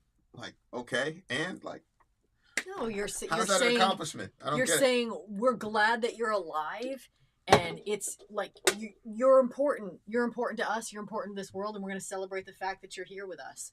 And it's just a a time but to for me, focus. like, And I know, like, that's what I don't get. Like, I know how the people that are in my life feel about me. You know what I'm saying? So well, I mean, if you don't want a birthday, but I mean, no, I'm not saying that people shouldn't have it. I'm just saying I don't understand the significance of it and why people make such a giant deal over things that to me are just very pedestrian. Like, okay, you lived, like, and like, I like, that's, I don't understand that. yeah, I think, like, I look at it like, days come and days go, and we don't always, like, it's not going to celebrate each other every single day. I mean, people live their lives and go about their business, and it's just like, it's a time to say, hey, hold on, let's stop a minute here and just be like, let's celebrate that's you. what I don't agree with, because I feel like I do celebrate you every day. Like, there's Well, yeah, me, but I'm talking about the kids. I mean, yeah, like I said, these are cultural markers that people have. I'm just saying I don't understand it. But just because I don't understand it doesn't mean, I participate in it. You know what I'm saying? Because it's significant to other people, so I participate in it. I personally, though, don't understand the impulse toward that stuff. Is all I'm saying. It's not a commentary. It's nobody's right or wrong or good or bad. I'm not saying that. I'm just saying, like, I don't get it. I don't understand it. I love reasons to celebrate. Christmas was always my favorite holiday. It was always a very positive holiday. Everybody was in good spirits. Family was coming over, friends were coming over.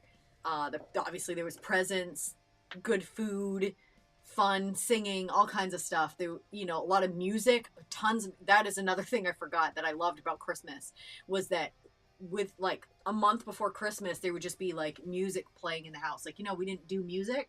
That was a time period where the music was playing on the constant. And it was not just, like, Christian stations. So you would get, like, Christian music, but you also got, like, that's where I heard Elvis. That's how I knew who Elvis was. And the Beach Boys and stuff was through the Christmas albums and stuff.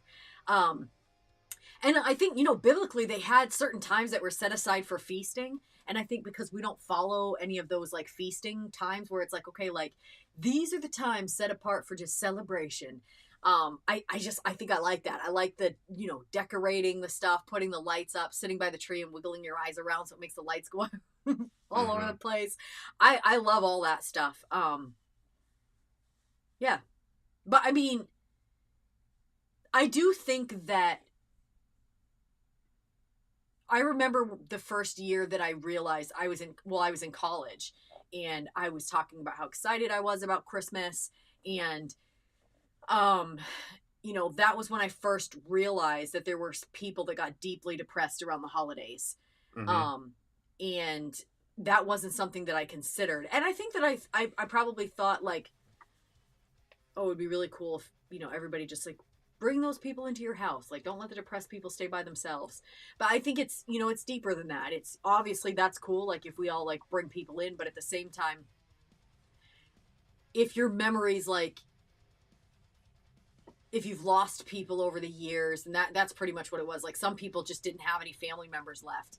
And in that case, it was really a really difficult time for them. So yeah, and, like, for me, it's not really like that. It's not about, like, oh, I lost people, because even when I had everybody intact, I would sit there and be like, why is Yeah, you've always said that, but like I don't know. So so then it progresses. So there's this they are, Mike. huh? He says the Beach Boys are touring again. They've got to be like in their 80s, I'm going to be right? honest with you. I didn't know that they were still alive. Yeah, like I thought that this was. the Beach Boys is still alive? Yeah. That's crazy. I thought we buried a whole bunch of them boys. If I've learned anything, it's find a reason every day to be joyful. Even briefly, it may be bad, but there is hope. Yeah. And like, I agree. you know, I agree with that for sure. Luminous doesn't have a perfect, easygoing life either. You know what I mean? Like, he's had some challenges, so. Yeah, he's a gangster. You know, he's talking from some experience here. Yeah, he's a gangster for sure. Are you saying that your mind has been mounted to... Hold on, where are we at? Because lyrics all over the place over here. Where did we leave off? Well, on? we had... Remember where Okay, he he starts... said Braylon... He said Braylon... So their ruler put young Braylon Did you to brighten task. this, or did I do that? I brightened it. Oh. Audio depiction of Braylon using his tool to transmit the population's excess memory via electrical lightning bolts into a giant steel pyramid of storage containers. Oh, there's no repeat scenes, but there's simply no more room inside these walls. So this guy can, you know, basically with a shot of a gun, erase or keep people's memories. Well, they put him in charge of keeping everybody. They don't want the memories to go. So it seems like he reverse engineers stuff, and then it would suffice the feeble Earth brain. So he's trying to send all the memories to Earth to save them. Like, this is what's happening over there, and that's how this guy randomly gets these thoughts in his head. I'm assuming because this guy starts sending them. A race not willing to forget, or is it they're not forgotten? Or is it so that they're not forgotten? Okay, they don't want to forget so that they don't be forgotten. So that's why we do graduations and things like that. We're memorializing these people because people are afraid of being forgotten. I think that's so crazy. No, wait, Who cares if you're forgotten? No, remember we're talking about, you zoom in, we see a storage plant and its sole proprietor with a memo from the ruler of its species. Don't delete our dreams. Back up every messed up thought we had. Don't delete our means. Be sure to keep every memory intact, exactly every fact and fallacy. Yeah, how's that different from what I So said? then he's saying... Wait, why did you say graduation? It says a race not willing to forget, or is it so that they're not forgotten? Right. So there's these people that are over there. They don't want to be forgotten. I think he's talking about the human race. But we left. We left. We went to another place. A depiction of a scene change, moving from Earth out into an atmosphere across a whole lot of space, settling down on a planet far, far from Earth. And then these people or beings or whatever don't want to be forgotten, so they put somebody in charge of keeping the memories. I don't think those are different than human beings. They're just people on a different planet, is what it looks like to me. But the way that... So they put this guy in charge of keeping the memories. And so the storage containers are full, and that's when he decides to use Earth. And that's how the memories get into that guy's head, right? I was just looking at the fact that one of the explanations for why we have these markers is so that we ourselves would not be forgotten. Because it says... Yeah, that's what they said. Yeah, they didn't want to be forgotten. A race willing to forget, a race not willing to forget, or is it so that they're not forgotten? Mm-hmm. So that was my question. Is like, who cares if anybody remembers you? Like, you're dead. Like, I don't understand. Like, we talked about this, like, with funerals and stuff. I was like, man, just dump me in the garbage. Like, who cares? It's over with. It's over. Like, why does anybody care if somebody remembers them after they're dead? I mean, I used to say, like, you know, I didn't like that like the idea of, like, just if somebody, like, kills you and your body is just laying there, like, I didn't like that. Also didn't like the idea of, you know, going to the morgue, and all of that stuff just, like, really, what do you mean going to the morgue? I did not like the idea of, like, you mean your body going to the morgue? Yes, your body going to the morgue, and then somebody else in complete control of your body. Nobody's overseeing the situation. But you're dead. I know, but that's not how I felt about it previously. But to be honest with you, these NDEs that we've been watching has actually helped me a lot with that, because all of those people consistently say the same thing. They're all like, when they look at their body, they're like, oh yeah, like they remember that's like you know, the kind of the case that they were in, but they have no connection or affection toward their own body as they're like departing. It's like if you, and that makes sense. I've actually really changed on that a lot. Like if you had a, like, you know, a jalopy or something, and the jalopy is like a very old, terrible car, mm-hmm. and you got into this horrible car accident, but you made it out safe. And then they said, yeah, man, we're going to have to get you a Ferrari. Like your insurance company says, yeah, we got to get you a Ferrari. Like if I said, yeah, take the jalopy to the junkyard, who cares? Yeah. Like what? Well, Like, this is who cares? Like you're getting a Ferrari. Like this so is if I'm dead, okay, chuck my body to the bottom of the sea. Who freaking cares? Like I don't know why somebody told me this at a really young age, but I must have not been very. I was very young when I heard this information. I heard about what is it called, a necrophiliac? Yep. That concept, finding out about that, and then finding out that was happening in,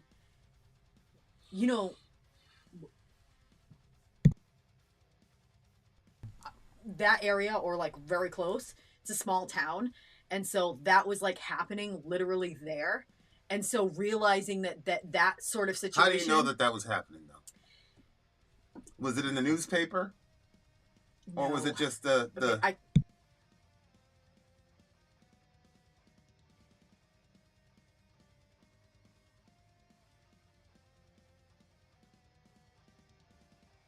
And so I found out that it was happening, and like the idea. Holy shit. And so hold on. The idea of being like not conscious and then just somebody just like friggin' doing that stuff, like it just really messed with my head. And so like I'm like, okay, if that was happening to these, older folks, like what's going to happen if it's a young person? You know what I mean? And so that concept messed with me like heavy. I understand that. Yeah.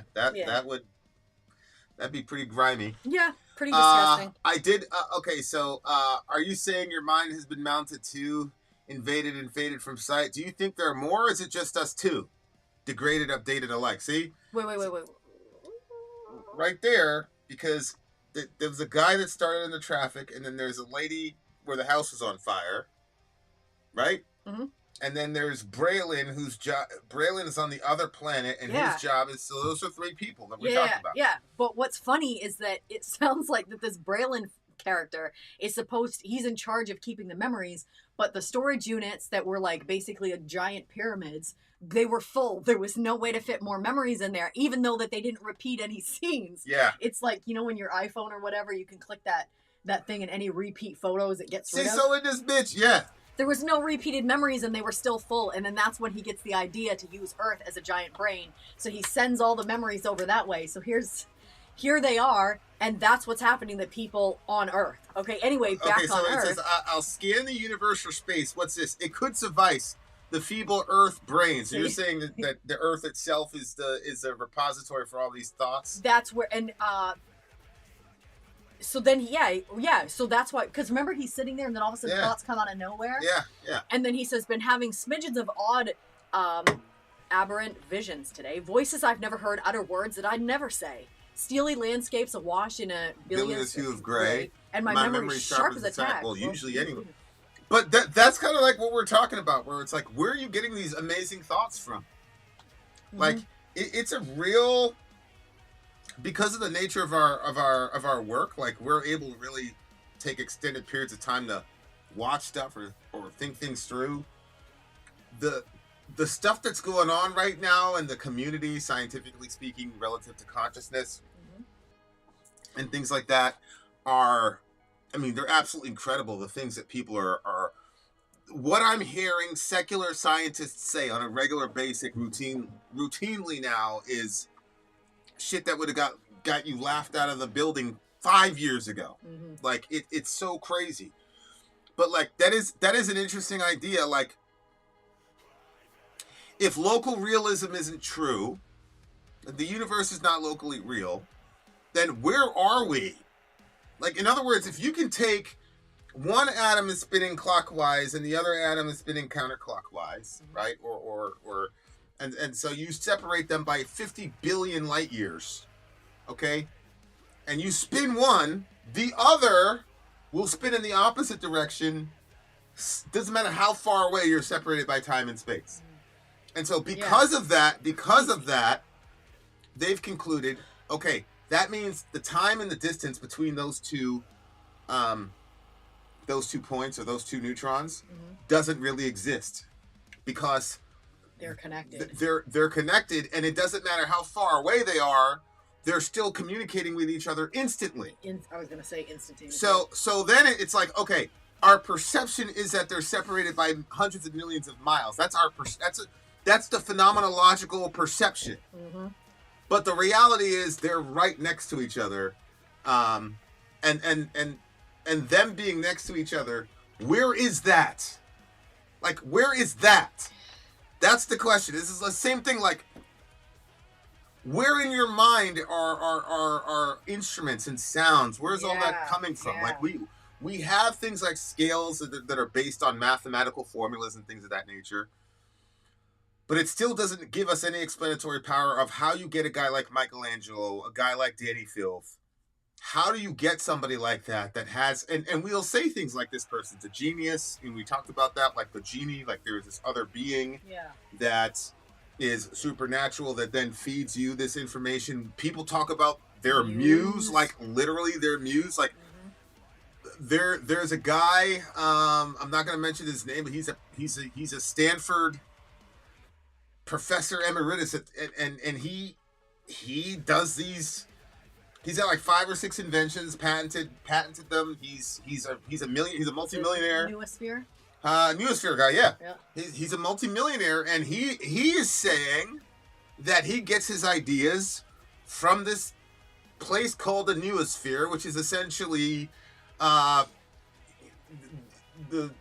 modern interpretation would just imagine like a cloud, like iCloud or something like that. And you could go and download, you know, I've got movies in iCloud, we got music in iCloud. Anytime I want, I could just go into my cloud and download it onto my device, and boom, there I go. Yep. That's what these people are saying about the so-called Newosphere, is that it is a repository of all the information in the world, basically, or advanced information. And this guy believes that he's found, it was Gary Nolan's his name. To access it. He's found a way to access that, download that information, and that's what he gives credit for his multiple patents for. Is that I'm getting this from this area. That's crazy. Yeah. But it's like, is it more crazy than the term subconscious? Yeah. Where people are like, oh, your dreams are your subconscious trying to let you know about, you know, whatever that you're suppressing. And I've always said, like, think about the implications of that. Like, when Freud introduced the concept of the subconscious, they laughed at him. They laughed him out of the room. Because they're like, what are you talking about? So wait a second. I've got my primary consciousness that's going on, that's out here with all my primary and secondary intentions and all the rest of it. And you're saying that there's another layer of my consciousness that waits for me to go to sleep because it knows that I'm unguarded when I'm asleep, and then it just sits there and waits. And then when I'm asleep, it goes boom, da-da-da-da-da-da. This is what I want you to know. And your executive consciousness, because you're out cold, there's nothing you can do to stop me. So here I am. That's crazy. Like, think about that. That's insane. That's so crazy. I feel like that dreams are like, I used to think that dreams were just like something in the mind, but I'm not sure like if you actually access another realm. There you like, go. I thought it was just your mind, and your mind just like making stories that you were like a part of. But now I don't know. I'm like, I don't know if your consciousness goes somewhere when you're asleep. But you're able to come back super fast. Well, again, that when you deal with local realism and quantum entanglement, you'd say your mind isn't going anywhere. Yeah. Because it's all there. Okay? You, the atoms, the protons, the neutrons, everything you're thinking about, you're all kind of in the same room, but we're in this projection where it appears that there's all this separation between us when there really isn't. Mm-hmm. But think about it, like, if you just looked at the Earth phenomenologically, it makes sense to say that the Earth is flat. Mm-hmm. If you went with just your 5 senses, none of us can sense the Earth rotating and spinning, and none of us feels that. Yeah, good thing. Right? So it's like, we already have things where, like, phenomenologically, whether we can see it and it's not what we see, or even our ability to feel or not feel things. Yeah. You know, when you look at relativity and the spin of the Earth and all that, it's crazy. It's like, it's a very kooky thing to like really think through the ramifications of it. But So he says, you know what's really strange is I'm coping the same, like dumping in my brain. hold on, Thewackytor. Look at D-Wave and where they get their information. They're literally calling it a portal. Who's Who's that? D-Wave? I gotta Google this D-Wave person. But I think it's a similar thing. Like they're good. D-Wave Systems, a The Practical Quantum Computing Company. Wow. It's a Canadian, shout out to Drake, quantum computing company based in Burnaby, British Columbia. They claim to be the world's first company to sell computers that exploit quantum effects in their operation. That's crazy. So they're calling that a portal. That's insane. I mean, there it is right there. Lumina says quantum entanglement and what it means about space and time tells us something about our own minds and the limitations of perception. Correct. So now it's talking about this bird. Maybe it misses its home. Assessing the water and fire damage. Okay, we're getting ahead of the thing. All right, let's jump back in to the song. Yeah, so then he talks about, like, are you experiencing the same coping? Are you saying your mind has been munted too? Which I think it's means mounted, probably. Well, I actually looked it up. The word means destroyed or ruined, abnormal or peculiar. So your brain is destroyed? Is that what he's saying? Is he asking the Well, question? I mean, yeah, he's wondering because he's getting all these thoughts coming into his head, and he's talking to her about it, I think. Then he said, are you saying your mind has been, basically ruined too, invaded and faded from sight? Do you think there are more, or is it just us two, degraded, updated alike? Well, I did watch this bird drag you out of your house. So he's saying, that wasn't a memory. I literally saw that shit happen. Yeah. That's when he starts asking, is it a condor? No. Pelican? Or is it a grouse?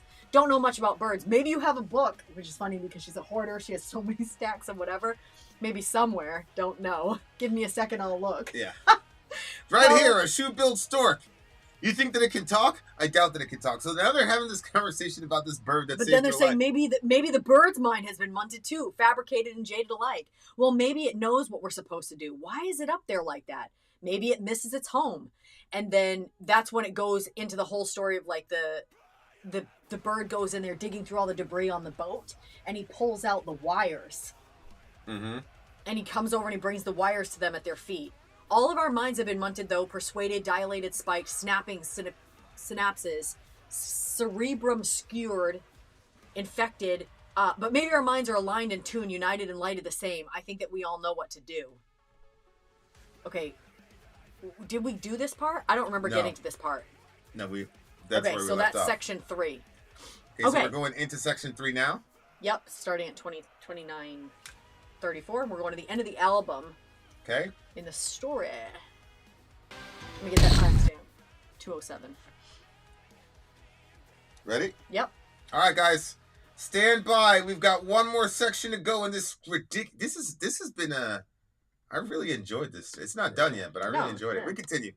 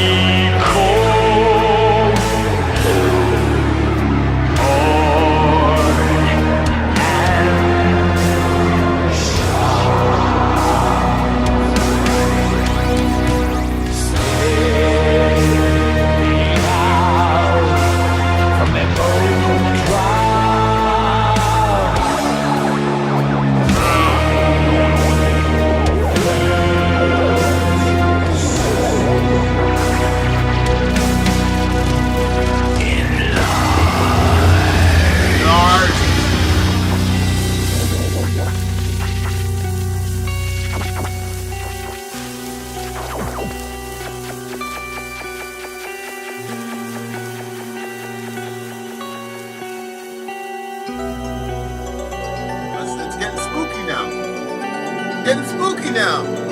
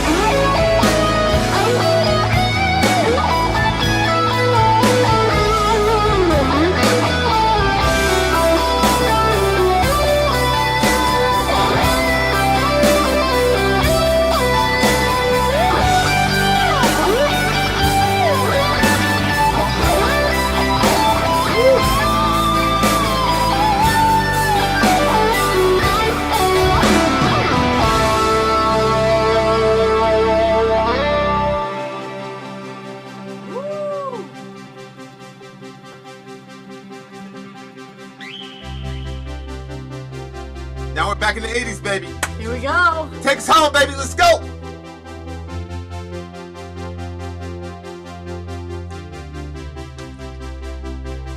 The drive home was incredible. Or were they technically sailing? Is it flying if it's in a boat? Regardless, it was amazing. Somehow in the process of those data transfer bills, the slate was clean inside the skulls of our oceanic friends. The man's clearer now than ever. Now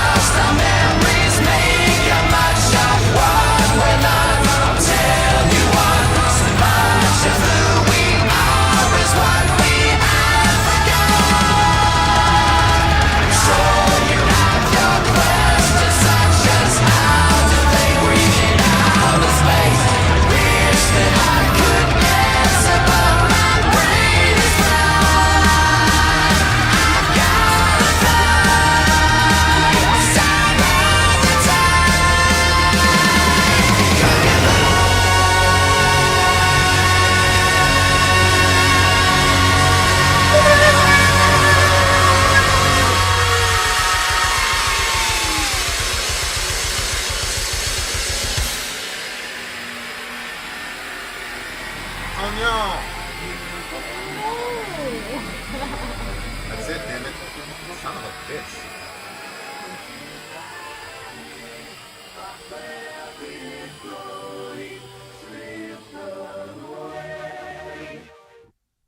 Oh my gosh, that was my That favorite section by far. Was was- section 3. Yeah, my favorite section is between section 1 and section 3. Like I like they're both fighting for first. I'm probably gonna give it to section 1 because there was more metal, more like caveman shit, like raw. Yeah. know? I'm actually talking about lyrically, but I hear what you're saying. Yeah. Section 1 was probably like the sound of the instruments Yeah, and stuff. it had the metal. It The had the metal, metal. It had the metal, metal. yeah. Okay, so basically, the people, they load up in that boat and then they soar over there to the other planet that you were incorrect, babe. What It's song? not humans over there. It's a little No, pear-shaped. you're It's a confu- little No, pear-shaped place. I'm talking about Braylon and then the two subjects. Yeah, Braylon was on that planet though, with the little pear-shaped planet with the little tiny people. Yeah, but I don't understand what you're saying that they're not human. Like, Well, they're what do you something think? else. You think the woman isn't human? The woman? No, the woman and the man that was in the cab. I think they're human, Right. and their brains got all mixed up with these people on the these beings on the pear-shaped planet that was like really tiny. Well, the brains. I mean, they had to. They went there. Yeah, they did. They went over there. Yeah, what are you talking about? Okay, What? so 2 out of the 3 people were human. I think all the beings living on the pear were not human unless they're like little I'm talking about the tiny subject people. matter of the song were humans, right? Yeah, because we're talking. Well, it's both. It's both because he's talking about memories that come not just from us, but other He places. started talking about 3 people. He said we're going to focus on 3 people. So we have the guy in the street, Oh, the he woman said in the people? fire. Okay, At the very, very beginning when he talked about the 3, you don't remember that? I do remember, but I don't think that the beings on that other planet were people. The tiny planet people watch them, so they are people. I mean, I just thought that they were like some kind of other being, so I guess they're just really teeny tiny people. How cute! yeah, but I mean, even the people on Earth. I mean, The like people I said, on Earth were people. 2 out of the 3 of the 3 were, I mean, explicitly Earthlings. I don't. Yeah, he called them folks. What Yeah. am I missing here? Well, I think there was like 2 human beings, one in a cab, one in a burning building, and then Right. they hop on this one of the look. boats. Riveted pyramids, curly hills, floating ships. What? Well, neither have I, but listen, these 3 people had that. So, I mean, he calls them people. Well, yeah, once I come in, F it, I saw that. And I laughed because it was just very tiny people, which I love the concept of tiny people. That's why I liked the borrowers. Why do you keep doing that? 2 out of the 3 were regular human beings. Yes, but Why there are are a you whole such a planet weirdo? of tiny people living on a pear-shaped planet. How adorable. It's quantum physics, man. Anyway, so they hop on this thing, they go over there, and as this process is happening, they're like thinking they're going to be in real big trouble because the big people are on their way to their tiny little planet. Yeah. And they don't They're know like, what's "What are we going to gonna do?" happen. Because I thought it was funny when they were explaining how the memories, like their memories and the other one's memories, their memories and like everybody's memories were crisscrossing over as they're on their way over. Yeah, it was very interesting, like the conclusion they came to the song. It's like, well, you don't need to remember everything. It's okay if you've forgotten things, because whether you remember the events or not, they still changed you as a person. Yeah. So you yeah. don't necessarily need to like have all that memory, because the effect of the memories is gonna be there. Yes. Like, and regardless. I liked when, let me just get to the end of the thing here, because I liked when they said, okay, 1 trillion things have gone and passed you by, opportunities and the like, but who cares? You'll work it out eventually, even if Right. it takes another creature's thoughts to realize what you're not.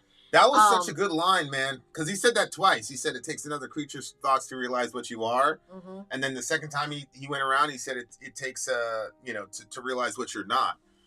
Which is really very fascinating, because everybody wants to believe that they're like a self-referential. I think for myself, but stop. You do not think for yourself. For example, you don't even think in yourself. In other words, you think in English.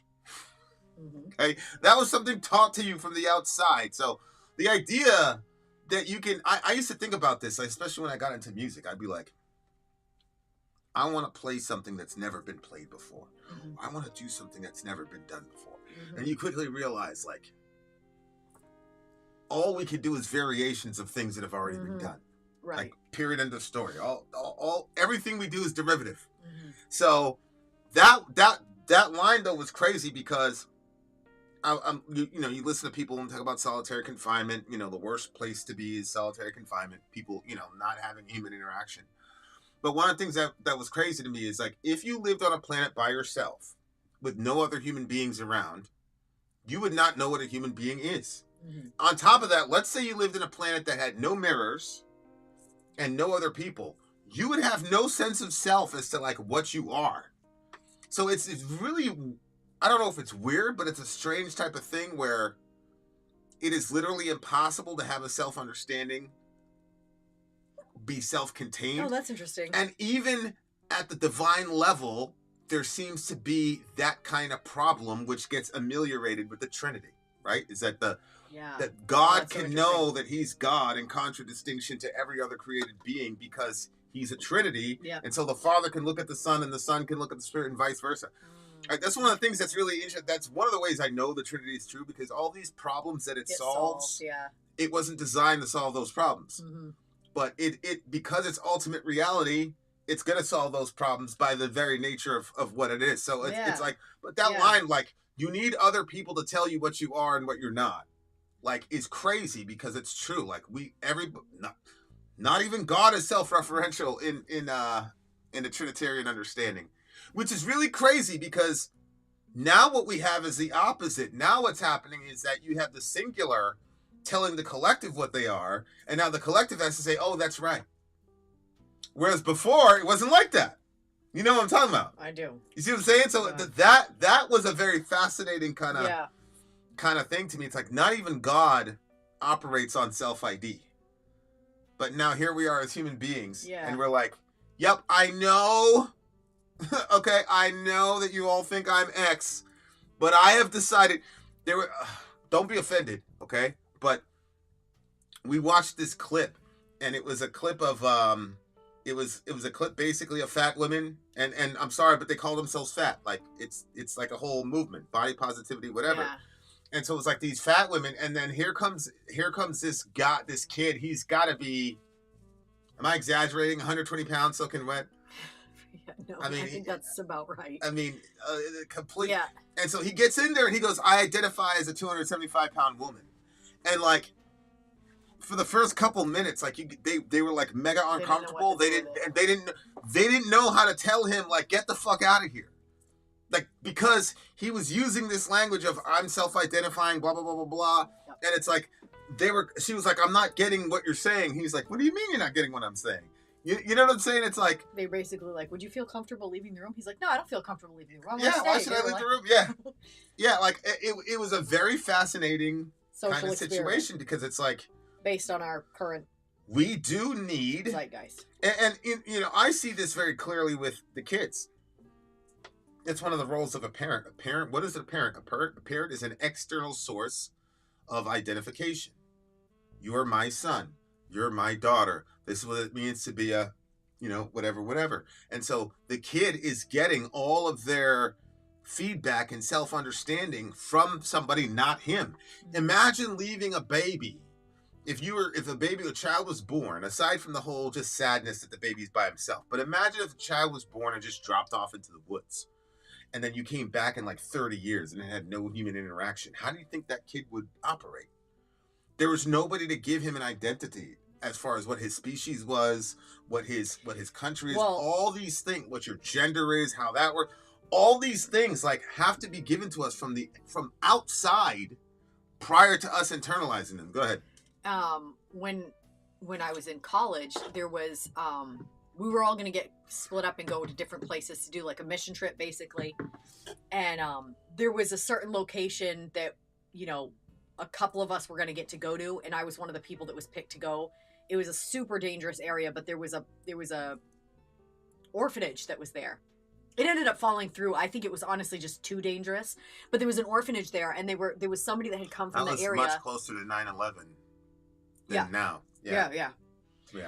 And they said that the babies at the orphanage, if they were not like cared for and touched enough and like spoken to, they would lose their own will to live, and they wouldn't like fight for food or cry if they weren't getting food. They would just lay there and just be ready to die. Holy hell. And the way that they got their will to live was through human interaction. So somebody coming to, they stopped crying. It's crazy. But yeah, like there's that emotional side, but there's also the cognitive side of you do need external feedback to tell you what you are and what you're not. Like on a real practical level, like, oh, I'm the best guitarist in the world. And you're like, holy shit, my best friend's the best guitarist in the world. Okay, let me hear some shit, bro. And then you go, and then your friend goes, nah, bro. That ain't it. You are not the best guitarist in the world. As a matter of fact, you're quite substandard. Like, you need people to tell you what you are and what you're not. Yep. It's so fascinating, but it's so counterintuitive because Americans are so, I'm an individual and blah, blah, blah, blah, blah. Like, especially, shout out to all my friends on the right. But, my friends on the right, they're very big on individualism. You know what I'm saying? Mm-hmm. It's like, come on, man. You didn't even get your name. Your first and last name were given you by somebody else.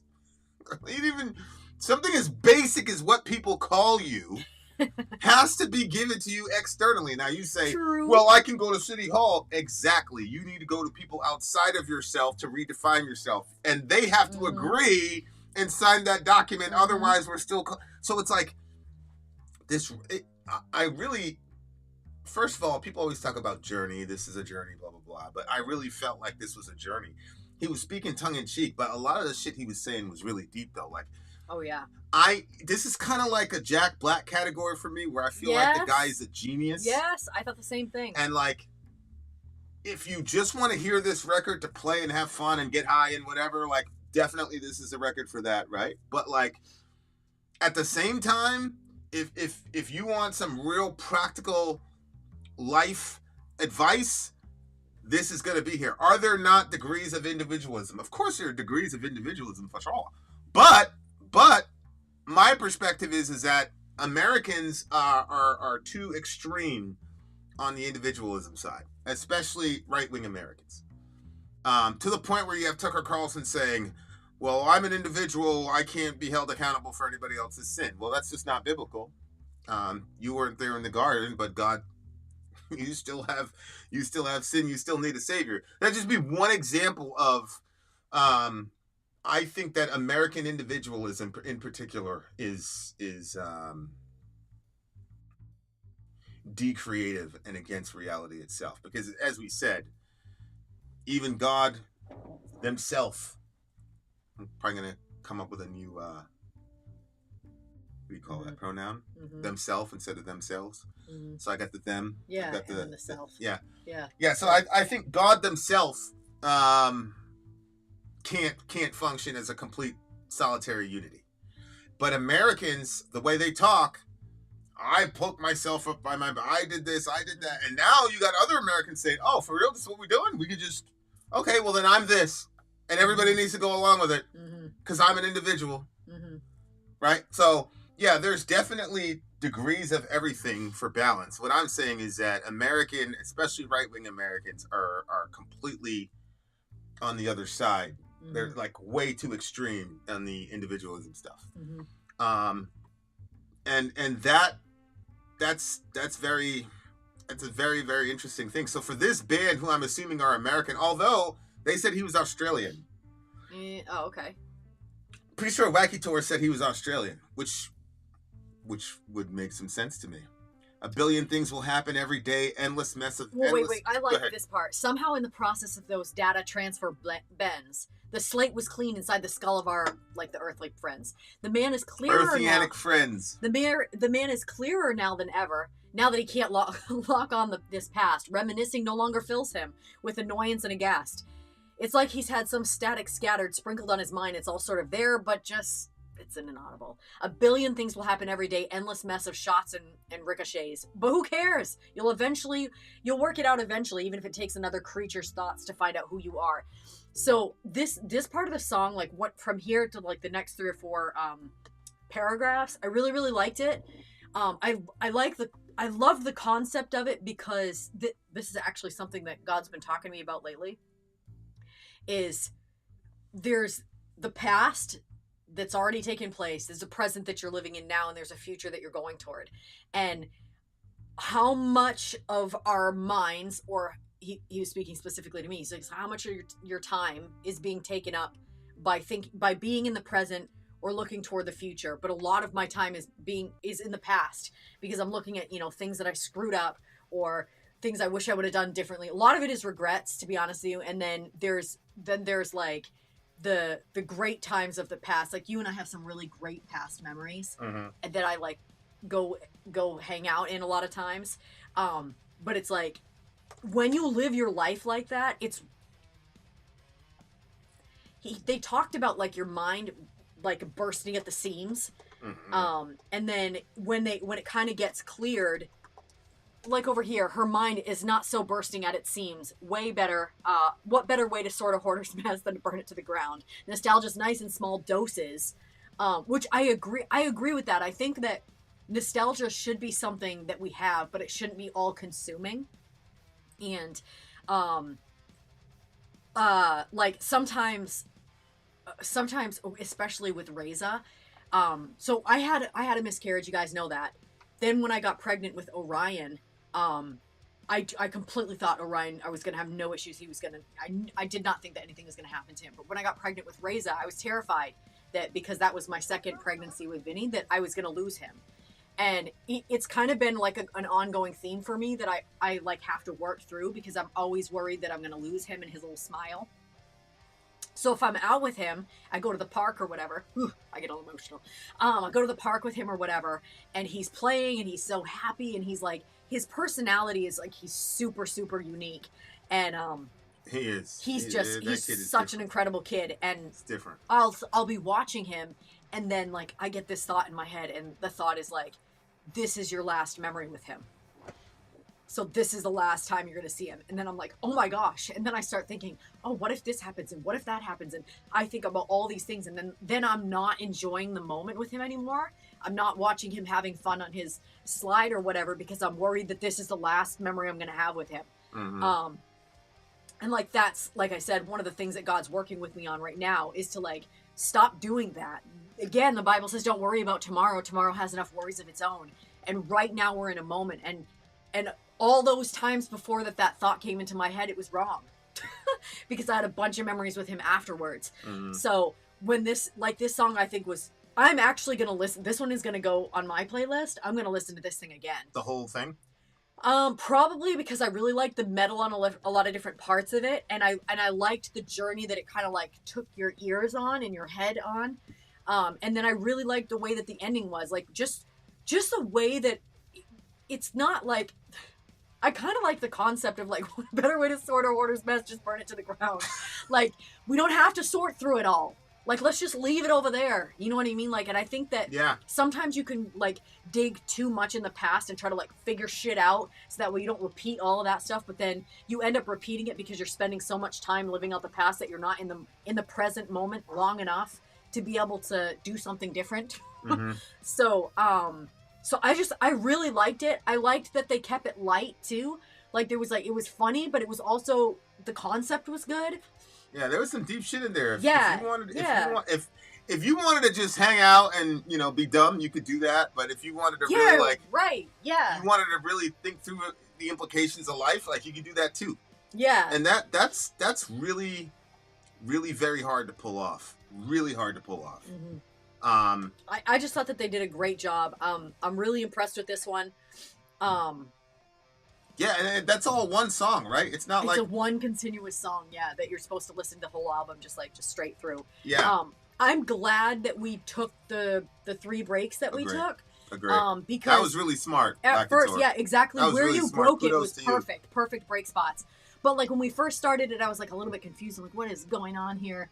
And then by the second one, I feel like I was getting a vibe for the song that there was like people over here, people over there. Well, I didn't know it was people. I thought it was like beings, but because they were so small, I wasn't counting them as people. But yeah, They were little people, like Lilliputians. like Lilliputians. I don't know what those are. I know what the borrowers are. Gulliver's Travels. Oh, yeah. Lilliputians. Do you know what the borrowers are? Yeah, it's the people that lived in the thing. In the They take all walls. They'd They'd steal from you, but they'd do Yeah. things. They'd fix your wires and stuff, so it was like bartering Yeah. without you knowing. But Gulliver's Travels is like it's like Yeah. I'm familiar. Western. That's funny because I'm pretty sure that there's a blackjack version of that.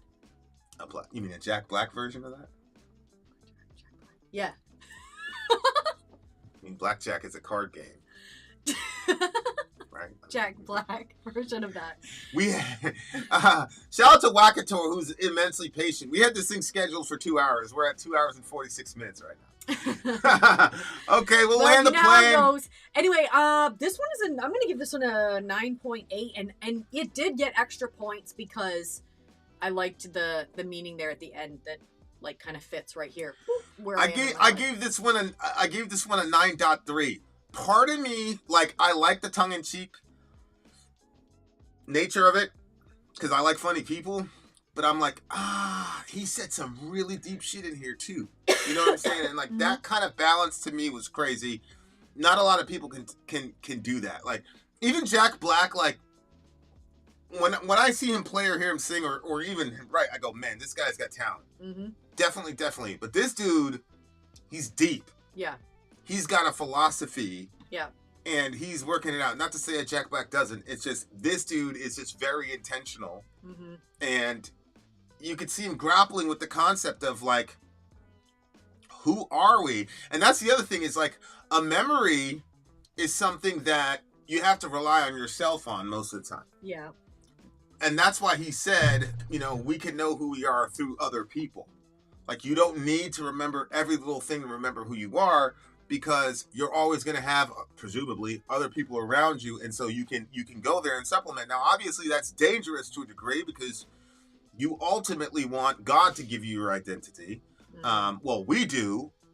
I don't know how you establish, that from the other worldview, but I thought it was brilliant because he the way that he solved the problem, the memory problem, was to say, yeah, you can get your identity from other people, or you can figure out where you're at in life or whatever through other people. Mm-hmm. And so it's not just on you for you to, oddly enough, it's not just on you to create your own identity. Mm-hmm. You are, to some degree, a product of your environment and the people around you.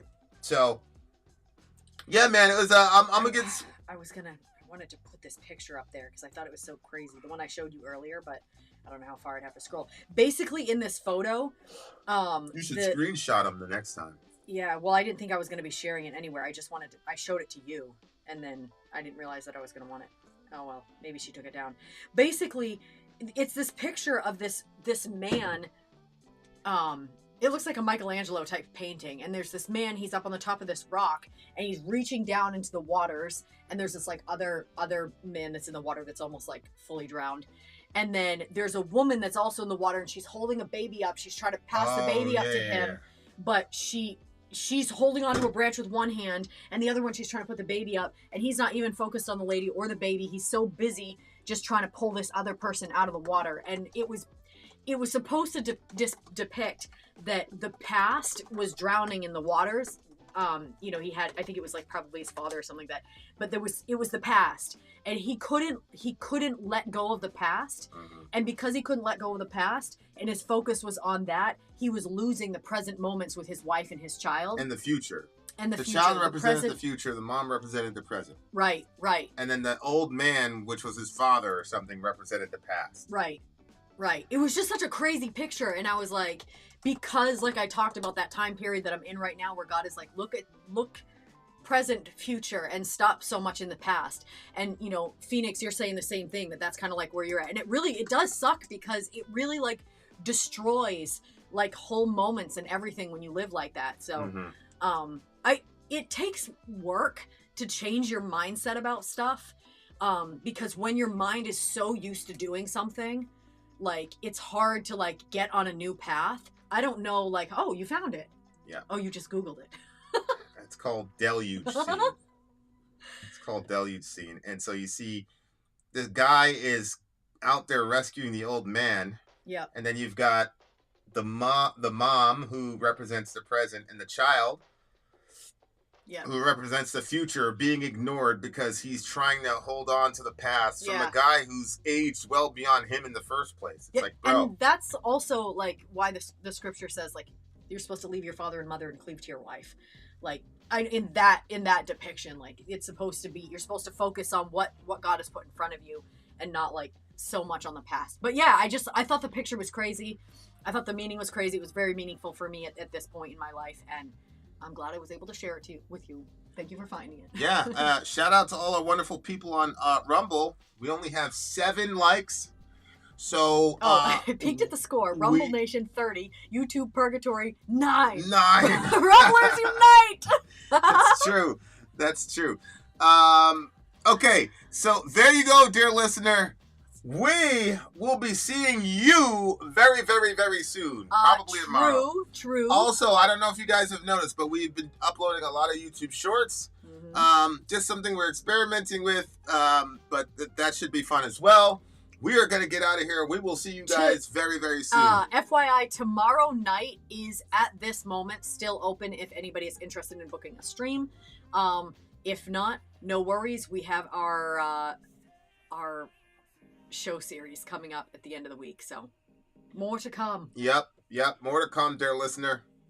Enjoy yourself. Enjoy. Middle Earth in this bitch. Shout out to Middle Earth. Shout out to Thewackytor, man. This was really good. Also, I gotta tell you, I gotta commend you. This is not pressure on anybody else. This is the first like straight, song that we've listened to like this. Like it's a 46-minute song. The breaks were perfect. Like, because Thewackytor set those breaks. Yeah, but you can't put that pressure on everybody. I'm not. That's why I said, like, no pressure on anybody. I'm just commenting Thewackytor. I literally said, I don't know what you're doing. I don't know what you're doing. So shout out to the Thewackytor on that. I appreciate it. Shout out to Middle Earth, Kai, all you beautiful people. Kai, I think you need to hook up with M, because we don't. Do we have a set time for the boogie on Saturday?